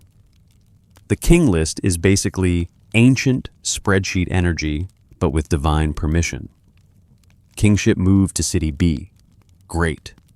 Please attach supporting documentation in triplicate and have the gods sign off. But as you drift, you also notice something genuinely calming. The list's cycles can be soothing. Rise, settle, shift. Rise, settle, shift. It's like waves and you're floating on them. Now, if we stay on mainstream ground for a moment, we can remember that our knowledge of early dynastic Mesopotamia comes from a mix of archaeological remains and cuneiform texts, including administrative records, royal inscriptions, and literary traditions. The evidence we do have points to real rulers and real institutions, but also to propaganda and selective memory. It's possible that the King List preserves some genuine sequences while also smoothing them to create a narrative of legitimate succession. So, when you read dynasties as seasons, you're not claiming that the list is secretly an environmental calendar. You're simply noticing that it can function that way in the imagination, and that such a reading might help you understand why the list is arranged with such careful repetition. Now you bring back the sensory motif, the way a bedtime story brings back a familiar object. You smell reed smoke again, then kiln heat, then damp clay. You imagine walking through different city markets over time. In one season you hear more boat traffic. In another you hear more hammering from workshops. In another, the temple courtyard feels busier, rituals more frequent perhaps because a new dynasty wants to demonstrate divine favor loudly. One interpretation is that dynastic transitions are moments of narrative emphasis. They allow the storyteller to reset the scene. New rulers, new city, new claims. And if you're listening like a sleepy traveler, those resets are like stopping at different inns along a road. And now for the quirky tidbit framed safely. A fringe idea proposes that the King List dynastic groupings encode economic cycles, almost like a hidden ledger of prosperity and scarcity, where longer dynasties correspond to stability and shorter ones correspond to turbulence. This theory isn't widely accepted because the list's numbers and sequences are shaped by ideology and tradition, not just by measurable economics. But it's a tempting pattern because humans love to see stability in length and chaos in brevity. A popular rumor claims you can read between the dynasties to spot forgotten disruptions like droughts, epidemics, or invasions that forced sudden transitions. This theory isn't widely accepted, and the evidence is thin if you try to assign specific causes without corroboration. If we treat it as a possibility rather than a conclusion, it becomes a gentle prompt when a list emphasizes a shift. Ask what kinds of pressures might have been present while staying honest about what we can't confirm. The mystery isn't in what we know, but in what we can't confirm. So you let the seasons remain seasons in the poetic sense. You don't need them to be scientifically mapped. You let them be a way to feel time without clinging to precise dates. The King List is, after all, a human artifact shaped by human needs to explain power, to justify authority, to connect present rulers to ancient legitimacy. And yet, even propaganda can preserve patterns. Even myth can preserve rhythm. If the King List is a map of a forgotten epoch, the dynasties might be the map's weather report. The winds changed here, the pressure shifted there, the storm passed, the calm returned, then the storm again. You breathe with the rhythm. The fan hum becomes the sound of distant canals. The lamp flame becomes a steady star. You walk through one dynasty season and into the next, not trying to solve the ancient world like a puzzle box, but letting it unfold as a slow sequence of eras, each stamped with a city's name and the faint smell of its air. And as the list continues, you notice that the numbers and names aren't just recording, they're guiding. They're telling you how to move through time, not by date, but by atmosphere. You keep drifting along the tablet's route, and the numbers return, not as the towering giants of before the flood, but as stubborn little puzzles that still refuse to behave. Even after the story tightens into human-scale reigns, the list is full of totals, counts, and patterns that make you pause. It's like the text keeps reminding you, I'm not just telling you names, I'm telling you how to think about time. Most historians agree that Mesopotamian scribes used a sexagesimal base 60-number system, and that this mathematical tradition supported both practical accounting and more abstract calculation. The evidence we do have points to extensive administrative record-keeping measures of grain labor assignments, livestock counts, temple offerings, and more. In other words, numbers weren't decorative. Numbers were the skeleton of daily life, and scribes were the people who kept that skeleton from collapsing into a heap. That's your mainstream anchor. Now you look at the King List's math with a calm, sleepy curiosity, like you're watching a cat stare at a wall for no reason and thinking maybe it sees something I don't. One interpretation is that the King List's numbers are meant to signal authority and order. The list doesn't just say this king ruled, it says this king ruled for this long, as if duration itself is proof of legitimacy. A careful reading might suggest that reign lengths are part of the text's persuasion strategy. Long rule equals stability. Stability equals divine favor. Divine favor equals rightful kingship. The list is doing a kind of ancient reputation management with math as the makeup. But then you notice the totals. Sometimes the list gives cumulative reign lengths for a dynasty or a city's whole period of kingship. Sometimes those totals look neat, as if someone cared about balancing the books. Sometimes they don't line up perfectly with the individual reigns, depending on the copy. And that's where the numbers start whispering again, not with certainty, but with possibility. It's possible that some totals were adjusted to fit symbolic preferences, or to correct scribal errors, or simply because different versions preserve different traditions. A more cautious explanation could be that copying and transmission introduced inconsistencies. Ancient scribes were skilled, but they were still human, and humans have always been capable of miscopying a number and then confidently passing it on like it's gospel. Some people today still type definitely with full sincerity, so let's not pretend ancient scribes were immune.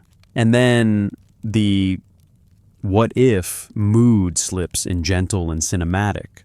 What if some of the numbers were never meant to be strictly additive in the first place? What if they functioned more like symbolic weights, or like ritual durations, or like numerological signatures that mattered more than arithmetic consistency? Not a claim, just a possibility. will keep the solid ground separate from the mist. Historians still argue whether the King List's reign lengths and totals preserve genuine chronological tradition, reflect symbolic numerology shaped by scribal ideology, or simply contain transmission errors compounded over time. That debate line is your pillow. You rest your head on it for a moment. It's okay not to solve the math tonight. But your mind still wants to touch the texture of these numbers, so you do it slowly. You imagine the scribal school again. The room smells like damp clay and crushed reed. The teacher's voice is calm but sharp, the way a librarian can be calm and still make you fear judgment. You're learning to write signs and numbers to press wedges into clay at the correct angle. You're learning that a number isn't just a number, it's a responsibility. If you write down the wrong barley count, someone gets mad. If you write down the wrong labor assignment, someone doesn't eat.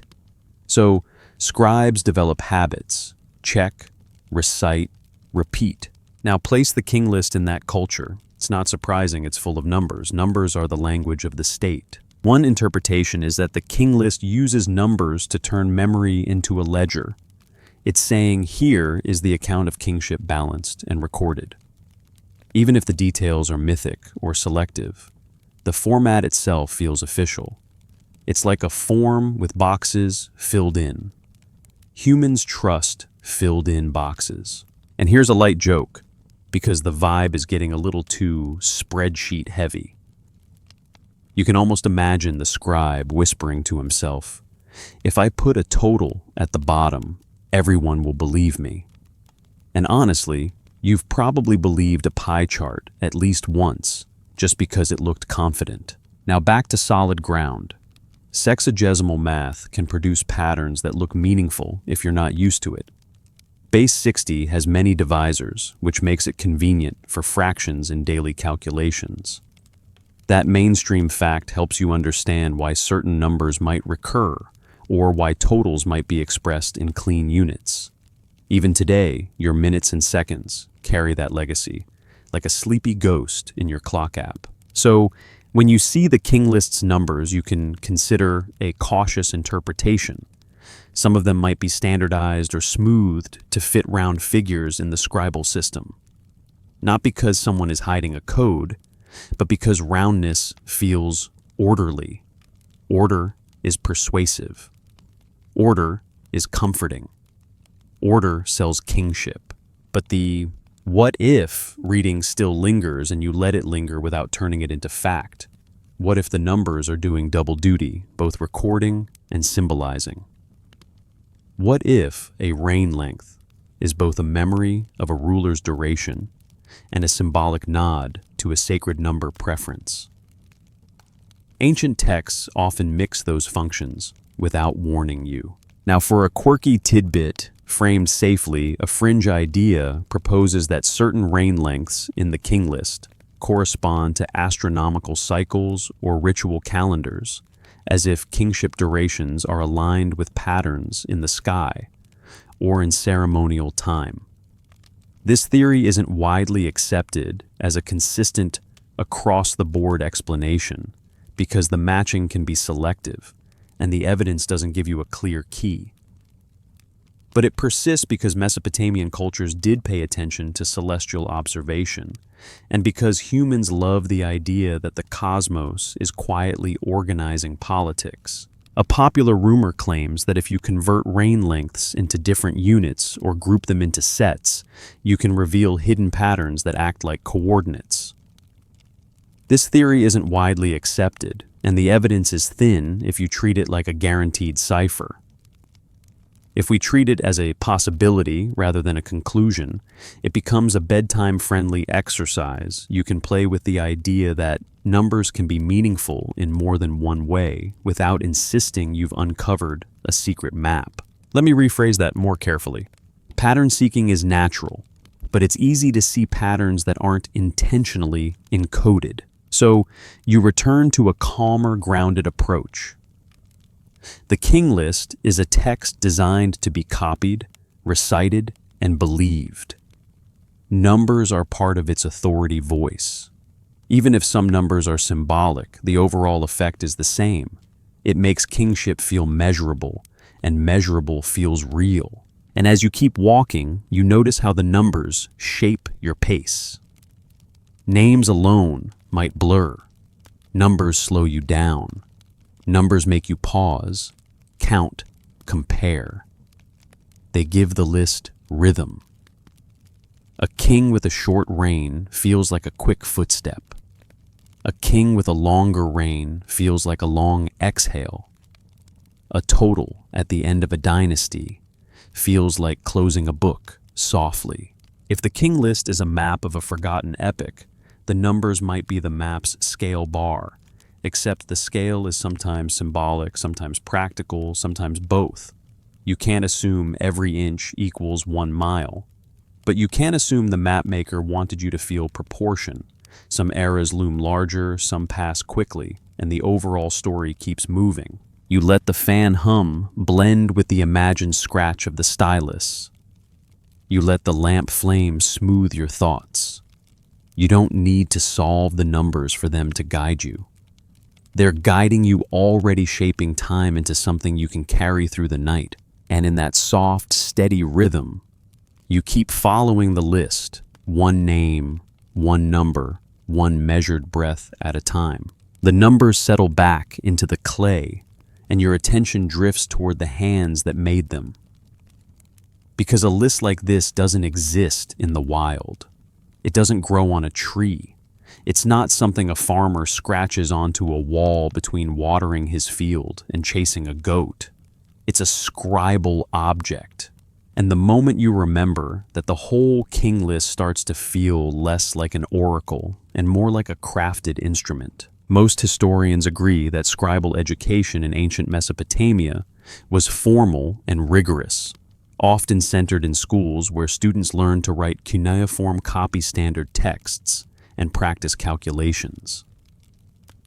The evidence we do have points to training exercises, repeated formulae, lexical lists, and model compositions, the ancient equivalent of handwriting drills and math worksheets, except carved into clay with a stylus and accompanied by the quiet dread of disappointing your teacher. Archaeology suggests that writing was a specialized skill tied to administration temples and state institutions. That's your mainstream anchor. Now you let interpretation step in. One interpretation is that the Sumerian King List isn't just a record, it's a tool of memory engineering. A careful reading might suggest its repetitive structure, its city-to-city rhythm, and its fixed formulae are designed for recitation and retention. The list behaves like something meant to be memorized, spoken, and used to shape how people think about authority.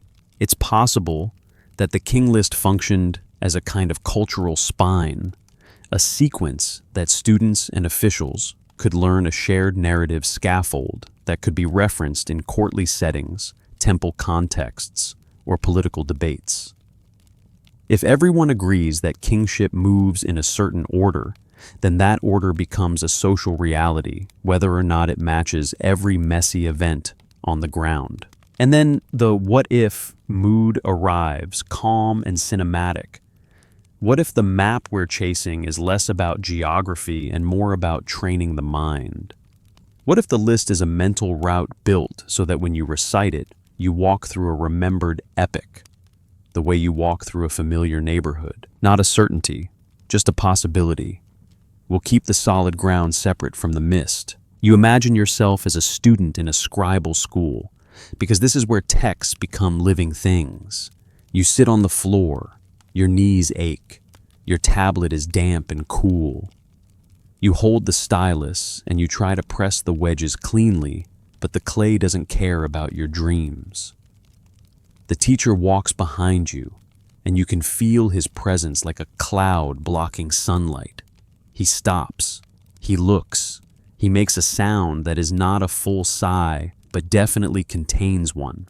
That's your first light joke. The teacher's sigh is probably the oldest continuous tradition in human history. We've had empires rise and fall, but the disappointed teacher's sigh remains undefeated. Now, in that environment, lists make sense. Lists are practice. Lists are order.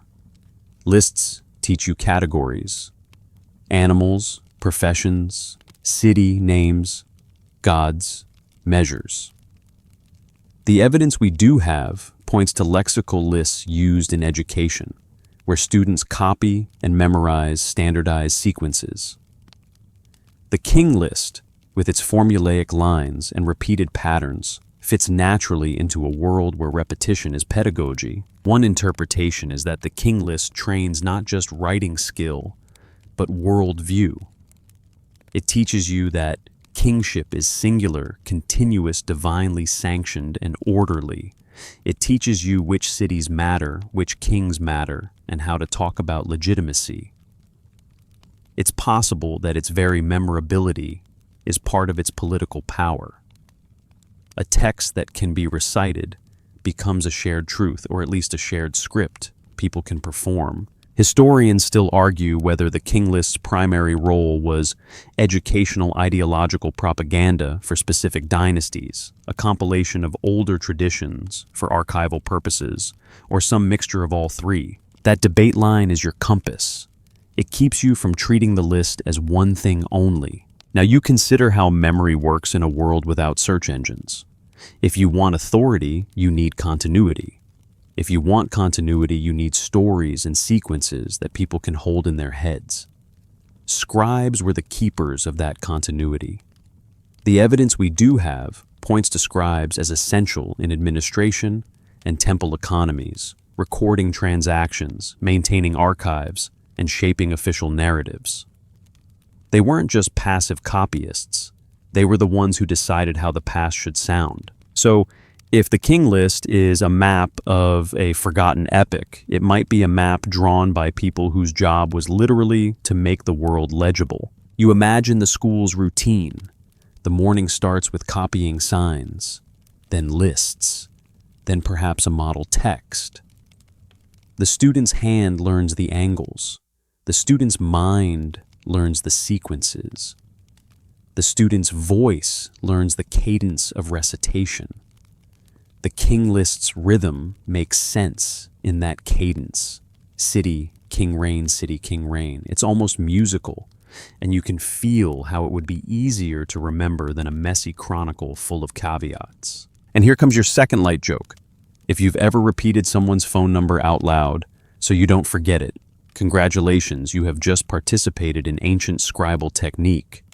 The only difference is you didn't have to press it into clay while someone judged your handwriting. But the calm truth underneath the humor is that repetition shapes belief. If you copy something enough times, it becomes reality in your mind. This is why jingles are dangerous. This is why slogans work.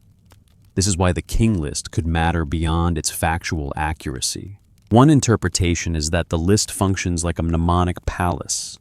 Each city is a room. Each dynasty is a corridor. The flood is the doorway between wings. When you recite the sequence, you walk through that palace. You don't need a literal map because the map is in your memory. Now for the quirky tidbit framed safely. A fringe idea proposes that certain lists and sequences in Mesopotamian texts were designed intentionally as memory devices with layered encoding, where the order itself contains additional meaning beyond the surface. This theory isn't widely accepted as a specific claim about the King List having a hidden cipher, but it points to a real possibility. Ancient educational traditions used structured repetition to pack information into learnable forms. A popular rumor claims that the King List was a secret curriculum for elite scribes with subtle cues that only trained readers could interpret, like a code of legitimacy or a hidden root of power. This theory isn't widely accepted, and the evidence is thin if you treat it as a spy novel. But if we treat it as a possibility rather than a conclusion, it can still remind you of something true literacy itself was a kind of gatekeeping. The ability to read, write, and interpret texts gave scribes influence, and influence tends to come with insider language. Let me rephrase that more carefully. It's not that we can demonstrate a secret code, but that writing systems and institutional training naturally create layers of interpretation between insiders and outsiders. So you return to the gentle, grounded view. The King List likely circulated in scribal contexts. It was copied, it was shaped, it was used. Its authority comes not only from what it claims, but from the institutions that preserved it. The evidence we do have points to a world where texts were powerful objects and scribes were the people who kept those objects alive. And you tonight are doing a quiet version of the same thing. You're reciting in your head. You're walking the sequence. You're letting the list organize time into rooms and corridors. If the King List is a map, perhaps it's a map of memory first and geography second. Perhaps it's a route designed to be traveled by the mind under lamplight, with the world outside silent and your breathing slow. The fan hum continues. The lamp flame continues. The tablet's imaginary weight rests in your hands. And as you move forward, you carry not just the names and numbers, but the sense of scribal hands behind them, shaping clay, shaping time, shaping what the world is allowed to remember. You keep walking the list, and the more familiar the rhythm becomes, the more you start noticing what isn't there. It's a strange thing to feel in a bedtime story, this quiet awareness of absence, but it's gentle, like noticing a missing book on a shelf. The King List feels confident, even smug, and confidence is often where selection hides. Not everyone gets invited to a list like this. Not every ruler gets a line. Not every messy overlap gets acknowledged. Most historians agree that the Sumerian King List is selective and ideological, shaped to present a particular narrative of legitimate kingship rather than a comprehensive record of all rulers and all events. The evidence we do have points to multiple versions of the list, with differences in names and reign lengths, which suggest copying, editing, and local tradition. Archaeology suggests that political realities in early Mesopotamia were complex, with overlapping authorities and rival city-states, not a single tidy baton pass of kingship from place to place. That's solid ground. Now you step into interpretation. One interpretation is that the King List is less like a census and more like a speech.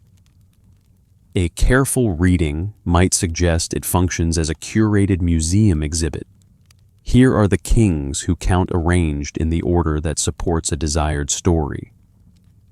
If kingship is a single traveling thing, then the list benefits from smoothing out moments when kingship might have been contested or shared. It's possible that omissions are not accidental, but strategic. If you leave out rival rulers, you reduce their legitimacy and memory. If you compress chaotic transitions into clean handoffs, you make history feel orderly and divinely sanctioned. And if you make history feel orderly, people are more likely to accept the present order too. And then the what if mood arrives cinematic but careful. What if the gaps themselves are part of the map? What if the blank spaces show where the route passes through fog, where memory was contested, where the scribes or patrons wanted silence more than detail? Not a certainty, just a possibility. We're not proving anything tonight, we're following clues. Historians still argue whether the King List's omissions and inclusions reflect practical loss of information, deliberate political propaganda, or an attempt to reconcile conflicting local traditions into a single authoritative sequence. That debate line is your soft fence again. It keeps you from assuming every gap is a conspiracy. Now you let your imagination make the omissions feel tangible.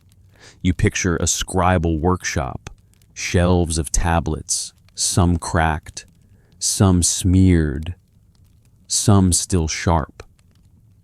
A scribe sits with one of them and decides what to copy. He isn't just copying, he's choosing. Maybe his patron wants a certain lineage emphasized. Maybe the temple school teaches a preferred version. Maybe the city's pride requires a particular ordering. The evidence we do have points to texts being copied within institutions that had agendas, even if those agendas were simply support our current rulers or promote our city's prestige. So selection is normal, selection is expected, and selection is powerful. You think about the way modern histories do it too. Not because ancient scribes are identical to modern editors, but because humans are consistent. You can tell the same decade in 10 different ways, depending on who's speaking. Some people emphasize leaders. Some emphasize disasters. Some emphasize culture. Some emphasize themselves. The King List emphasizes legitimate kingship. And here's a light joke, because we're in danger of getting too serious and you're supposed to be drifting. Imagine the King List as the ancient equivalent of a best of playlist. It's not the full album. It's the greatest hits plus a few tracks added because the label insisted. But then you soften again and you look at the mechanics of legitimacy. In a world of competing city-states, legitimacy matters because it's cheaper than constant war. If people accept your rule as rightful, you don't have to fight everyone every day. Most historians agree that rulers used religious language, monumental building, and public ritual to reinforce legitimacy. The evidence we do have points to rulers presenting themselves as chosen by gods and as builders who maintain cosmic order through practical projects like canals and temples. So, the King List becomes one more tool in that legitimacy toolkit. It offers a narrative that says, kingship is continuous, and we are part of its authorized path. One interpretation is that the list's selectivity is designed to create continuity. Continuity is the key product. The list may not care if it leaves someone out, as long as the story remains unbroken. It's possible that the text is less interested in who ruled briefly or controversially, and more interested in maintaining the illusion of a single stable chain. Now you bring back the motif of the root. If you treat the King List as a map, then omissions are like areas marked with a pale wash, where the cartographer draws fewer details because the terrain is uncertain or politically sensitive. You don't know exactly what's in that marsh, so you just label it here, be confusion, and move on. And yes, that's your second light joke. Ancient scribes didn't write here. Be dragons very often, but they absolutely wrote here be legitimacy, which is arguably scarier. Now for your quirky tidbit framed safely. A fringe idea proposes that the King List's omissions are deliberate negative space encoding, where excluded dynasties and rulers act as silent markers for major disruptions like invasions, internal collapses, or hidden rival lines. This theory isn't widely accepted because it's hard to demonstrate intention from absence alone, and because absence can come from many mundane causes: broken tablets, lost traditions, regional differences, or simple editorial preference. A popular rumor claims that if you compare all versions and list every missing name, you can reconstruct a secret shadow chronology of rulers the official narrative wanted to erase. This theory isn't widely accepted, and the evidence is thin if you treat it like a detective story with guaranteed villains. But if we treat it as a possibility rather than a conclusion, it gives you a useful, gentle method. Compare noticed differences, and remember that official narratives often simplify contested realities. Let me rephrase that more carefully.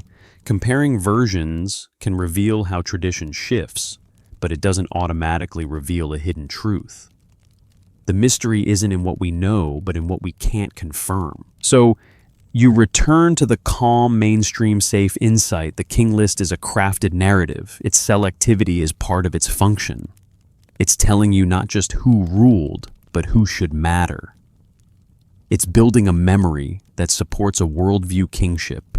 is legitimate, continuous, divinely framed, and city to city transferable. And in that context, the map idea becomes more subtle. Maybe the list isn't mapping literal territory. Maybe it's mapping authority where authority is allowed to be remembered and where authority is politely forgotten. You imagine yourself holding a reed stylus and being told to copy a version that fits your city's politics.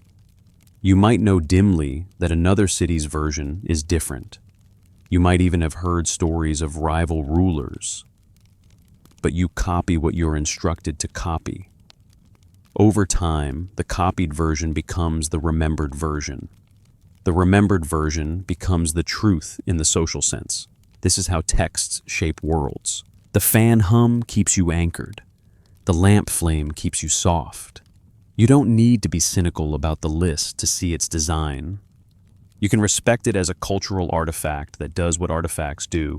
It preserves it, edits it, persuades, and as you continue your slow walk, you keep an eye on the blank spaces. Not because they guarantee hidden secrets, but because they remind you of the most human thing about history. Memory is always selective, and the list is a memory machine. You keep walking the route and you let the gaps remain what they are. Places where the mist thickens, where the map's ink fades, and where you can hear faintly the sound of choices being made. You keep walking, and the list's cities begin to feel less like isolated islands and more like lanterns along a network.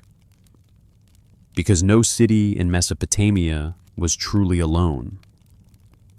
Mud brick doesn't make good mountains, and the alluvial plain is famously short on stone and timber.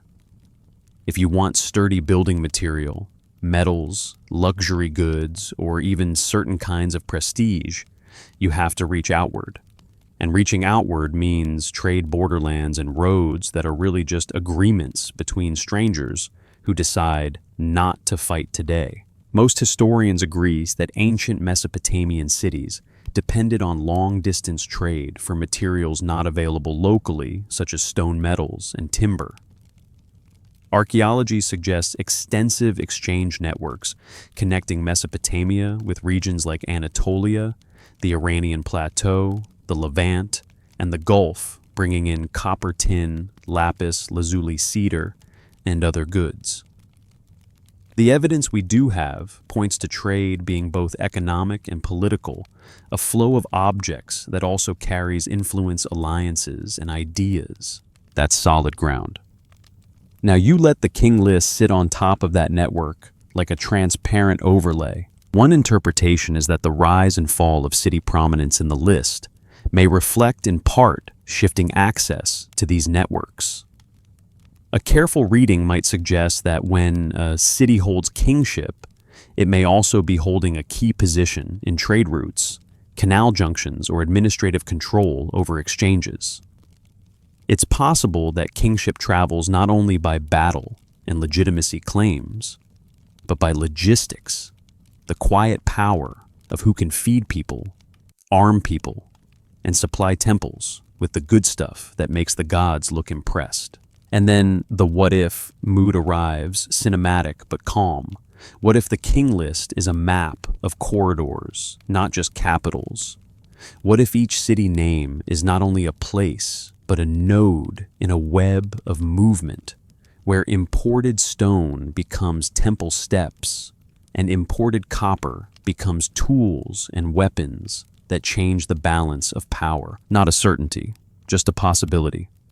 We'll keep the solid ground separate from the mist. You imagine yourself as a traveler in the dark, not on a paved road, because this is Mesopotamia, not a modern highway system, but on a route that exists because people have walked it enough times to make it feel real. You hear the soft creak of pack frames, the occasional snort of an animal, the murmured talk of merchants who know the value of silence. In the distance, a city's glow is low and warm, like the horizon is holding a small coal. Trade routes are not just lines, they're stories. Each carried item has a history where it was mined, who carried it, who taxed it, who resented it, who made it sacred. And now you feel how that might matter for the King List. If a city becomes a hub, its rulers can leverage that to claim broader authority. Kingship in that sense might descend because prosperity makes a city look favored. Temples get richer, offerings get bigger, monumental projects become possible, and the narrative of divine favor becomes easier to sell when everyone can see the shiny imported stone gleaming at the temple entrance. Most historians agree that monumental building and temple-centered economies were significant in Mesopotamian city life, and the evidence we do have points to rulers emphasizing their role in maintaining temples and securing prosperity. It's not hard to imagine that access to trade goods becomes part of that prosperity story. Historians still argue whether shifts in city prominence reflected in texts like the King List are primarily political and ideological constructions, or whether they preserve a meaningful echo of real economic and geographic advantages tied to trade and resource access. That line steadies you. It keeps you from turning trade into a master key. Trade matters, but it's not the only thing. Now you notice the borderlands in your mind, the places beyond the alluvial plain, where stone rises from the ground and forests exist like myths made real. You imagine cedar timber arriving long and fragrant, the scent of mountain air trapped inside it.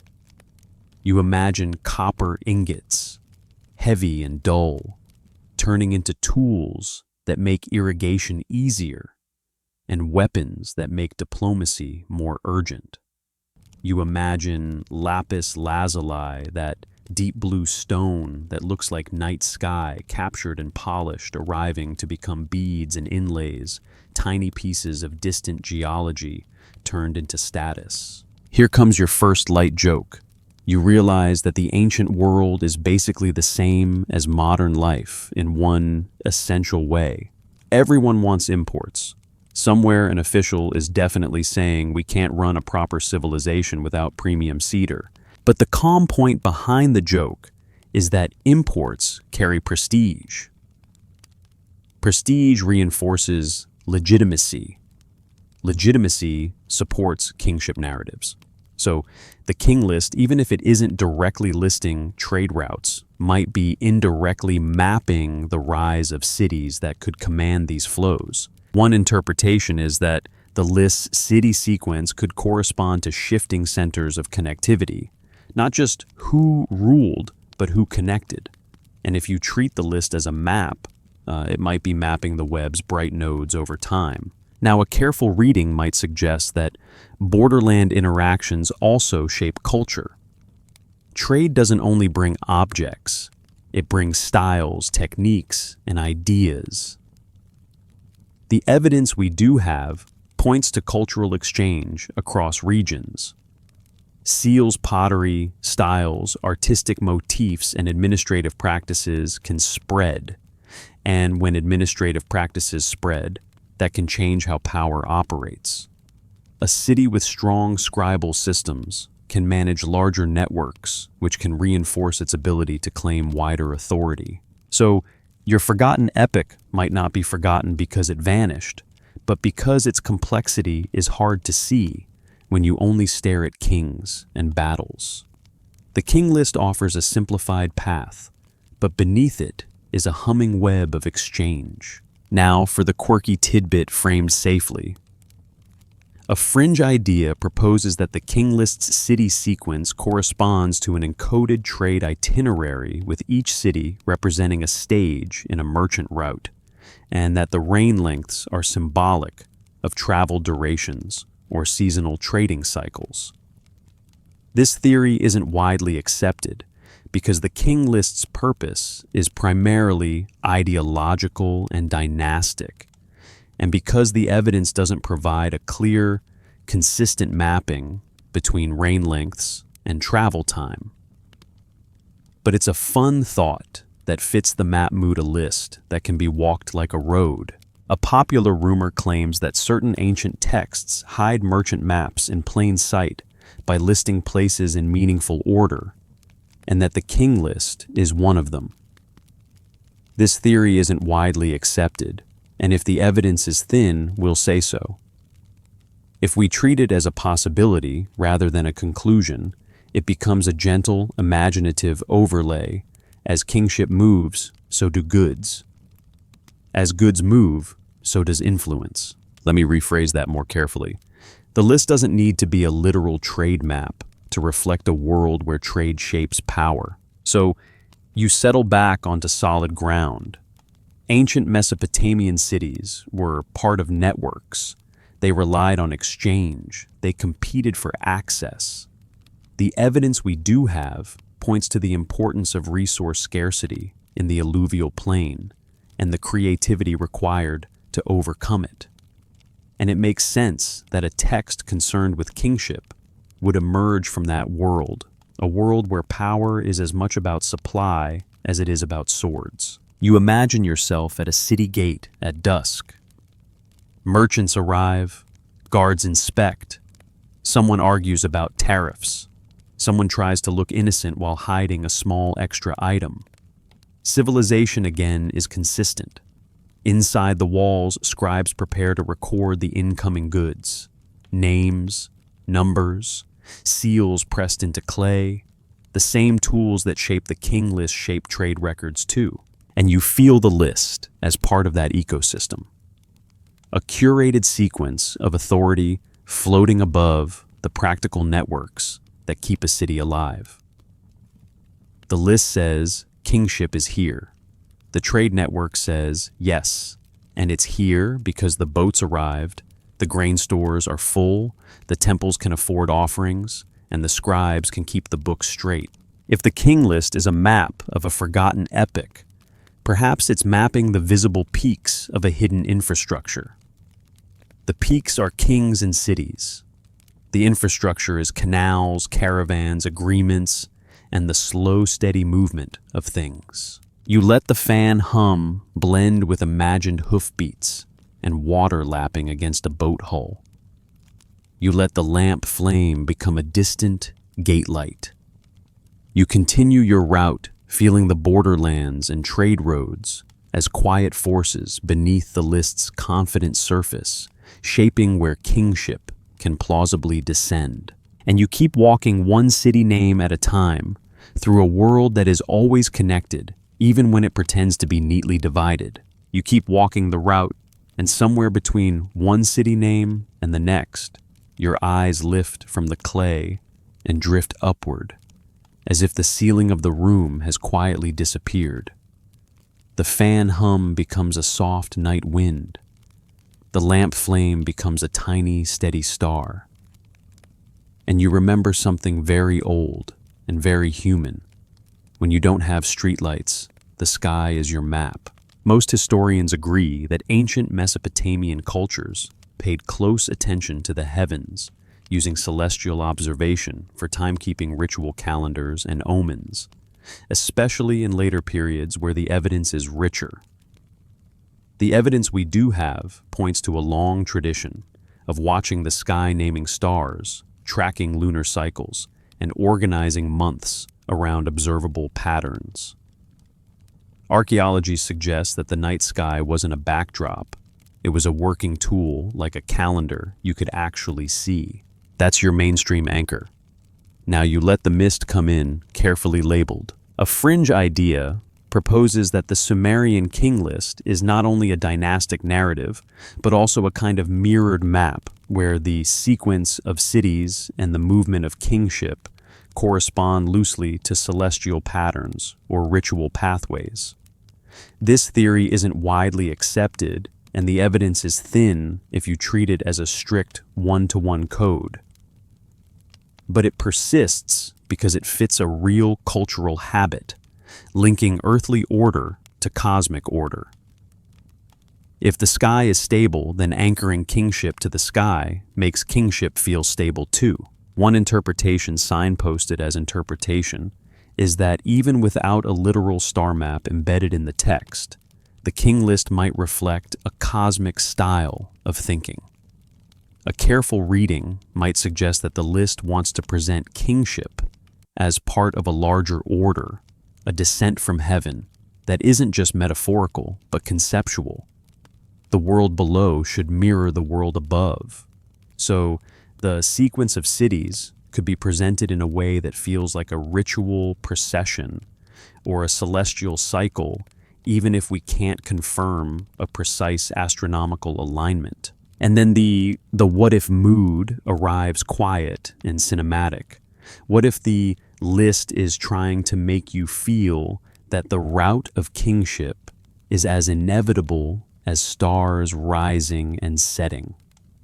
What if the map is meant to be walked in the mind under the night sky, where each city name is a point of light, and the movement between them feels like a constellation traced by an invisible finger? Not a certainty, just a possibility. We'll keep the solid ground separate from the mist. Historians still argue whether Mesopotamian political texts like the King List were influenced by cosmological frameworks in a direct structural way, or whether later readers are projecting star patterns onto a primarily earthly and ideological narrative. That debate line is important here because this is exactly the kind of topic where pattern seeking can outrun evidence. So you take it slowly. You don't grab the star map idea like it's a definitive key. You hold it like a warm cup, mostly for the comfort of the thought. You imagine standing outside a city wall at night. There are no modern lights, no neon, no headlights. The sky is thick with stars, and the Milky Way is not a faint suggestion, but a bright river overhead. You can hear insects and distant water, and your own breathing feels louder. In that kind of darkness, people naturally organize time by the sky. When does the new month begin? When do we plant? When do we harvest? When do we hold the festival?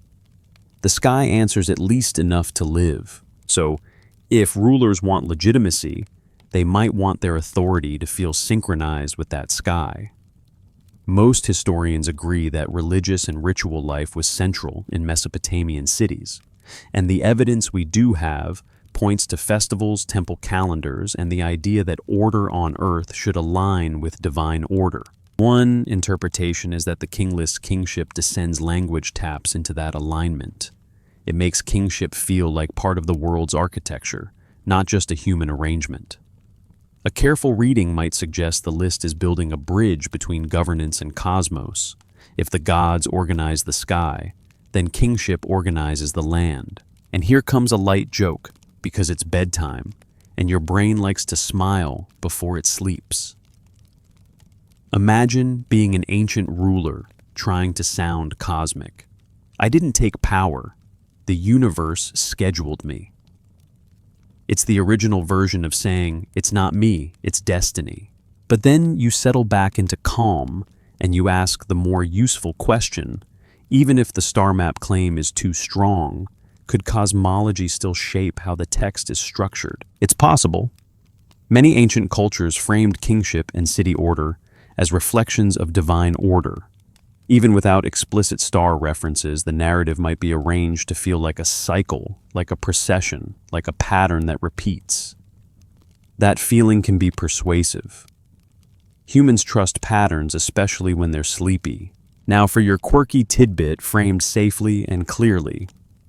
A popular rumor claims that specific city names in the King List correspond to particular constellations, or star groups, and that the order of kingship movement traces a sky path used in ritual. This theory isn't widely accepted, and the evidence is thin because the King List itself does not provide an explicit star key, and because the star traditions we can document clearly are often later and complex. If we treat it as a possibility rather than a conclusion, it becomes a gentle, imaginative overlay rather than a factual claim. A fringe idea proposes that the list's numbers, especially the symbolic ones, might align with astronomical cycles like lunar months or longer patterns, turning reign lengths into a cosmic calendar. Again, not widely accepted and hard to demonstrate consistently. But it highlights a mainstream adjacent truth numbers and the sky often meet in ancient timekeeping. Let me rephrase that more carefully. Celestial observation influenced calendars and ritual time, but that doesn't mean every political list is secretly a star chart. So you keep your feet on the ground while your eyes look upward. You imagine the list as both a political narrative anchored in cities and a cosmic narrative anchored in the idea of order. The map might not be a literal star map, but it might be a map of meaning, where the sky lends weight to the root. You picture the cities again as lights. Eridu, a low glow near imagined wetlands. Kish, a sharper lantern on firmer ground. Uruk, a bright cluster, almost too bright. The flood hinge, a dark gap like a cloud crossing the stars. Dynasties as seasons, like the sky's slow changes across the year. And now you see how easy it is for a human mind to link the two maps, earth and sky. This is where you stay honest. The evidence we do have points to real cities, real texts, real political agendas. The star map reading is at best an interpretation layered on top. It might be suggestive, not conclusive. It might be beautiful, not provable. And tonight, beauty is allowed as long as you label it correctly. So you let the what if do what it's meant to do, soften the edges of certainty, invite wonder without demanding belief. You let the sky be present. You let the King List feel like it belongs under stars because it probably did, recited in a world where night was darker and the heavens were closer. And then you bring yourself gently back down. You feel the clay again. You feel the lamp flame. You hear the fan hum.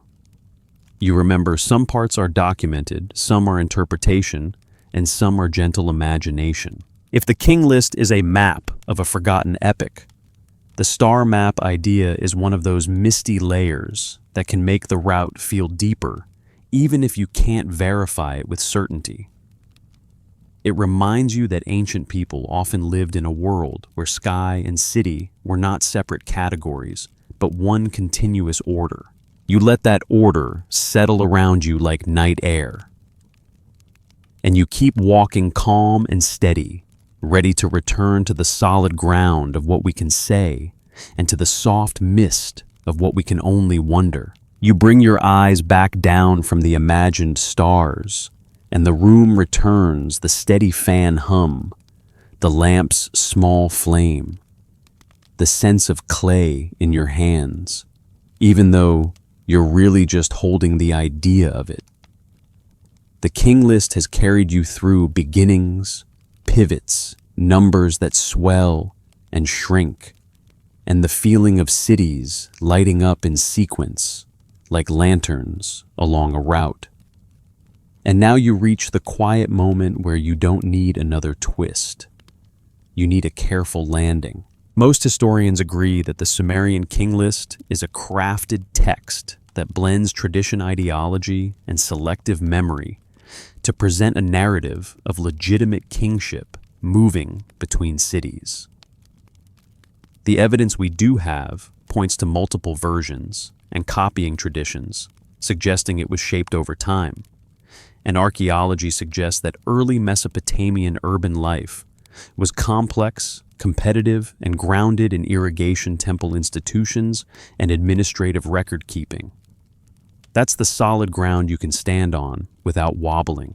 And yet the list still invites a second way of holding it, not as a courtroom exhibit, but as a lantern in the fog. One interpretation is that the King List can be read as a mental map of an epic that feels partly forgotten because it's compressed into formula and mythic framing. A careful reading might suggest that the sequence of cities is a route of memory, and that the flood hinge is a boundary between deep mythic time and more human political time. It's possible that the list preserves echoes of real shifts in influence, environment, and connectivity, even while it smooths those shifts into a persuasive, orderly story. And then the what if mood arrives one last time, calm and respectful. What if the story is pointing at something else? What if the list is less a strict chronology and more a map of how ancient people wanted to remember their world, where kingship is not just a crown, but the idea that order can travel, that legitimacy can be inherited, that the past can be organized into a sequence you can recite under lamplight. Not a certainty, just a possibility. We're not proving anything tonight. We're following clues. We'll keep the solid ground separate from the mist. Historians still argue whether the King List preserves meaningful historical sequences beneath its ideology, or whether it primarily reflects later political agendas stitched together with mythic tradition. You let that debate line settle in the center of your mind like a small stone placed on a table. It doesn't ruin the story, it makes the story safer to hold. Now you look back at what the map idea has really done tonight. It hasn't forced you to believe in a hidden cipher. It hasn't demanded you treat myth as fact. It has simply changed your posture. Instead of reading the King List as true or false, you've read it as guiding or not guiding. You've walked the cities as if they were steps, and you've noticed how the text moves your attention, how it organizes time into eras and pivots. That alone can be valuable, because even on mainstream terms, the King List shows you something real about human history. Power wants continuity. Power wants to sound inevitable. Power wants to say, I'm not new. I'm the latest link in an ancient chain. The list is one of the ways that desire gets written into the world. And that's where your last light joke slips in, soft as a yawn. The King List is basically ancient PR with a divine filter. Kingship descended. Translation: please don't question the administration. But you're not here to judge. You're here to drift. So you soften again and listen for the quieter truths under the rhetoric. The list remembers cities because cities mattered. It remembers numbers because numbers made the state run. It remembers floods because water shaped life and imagination. It remembers heroes because stories make memory stick. Now, for one last quirky tidbit, framed safely, a popular rumor claims that if you combine the King List with other ancient traditions, you can trace a fully coherent hidden map of a lost world, complete with precise waypoints and secret meanings. This theory isn't widely accepted, and the evidence is thin if you demand precision. But if we treat it as a possibility rather than a conclusion, it reminds you of something gentle, and human people want the past to be navigable. We want it to lead somewhere. We want it to offer a route we can follow when modern life feels too loud. Let me rephrase that more carefully. The list may not be a literal map, but it can still be a map of longing, a map of how humans try to make time orderly. So you hold the King List the way you'd hold an old photograph. You don't ask it to behave like a video recording. You accept its blur, its framing, its choices. You accept that some parts are documented, some are interpretation, and some are gentle imagination. And now as we wind down, you let your mind slow even further. The lamp flame in your imagination shrinks to a steady dot. The fan hum becomes a soft ocean of sound. You picture the tablet resting on a low table, cool and heavy, as if it has always been there. You don't need to chase every city name now. You don't need to solve every number.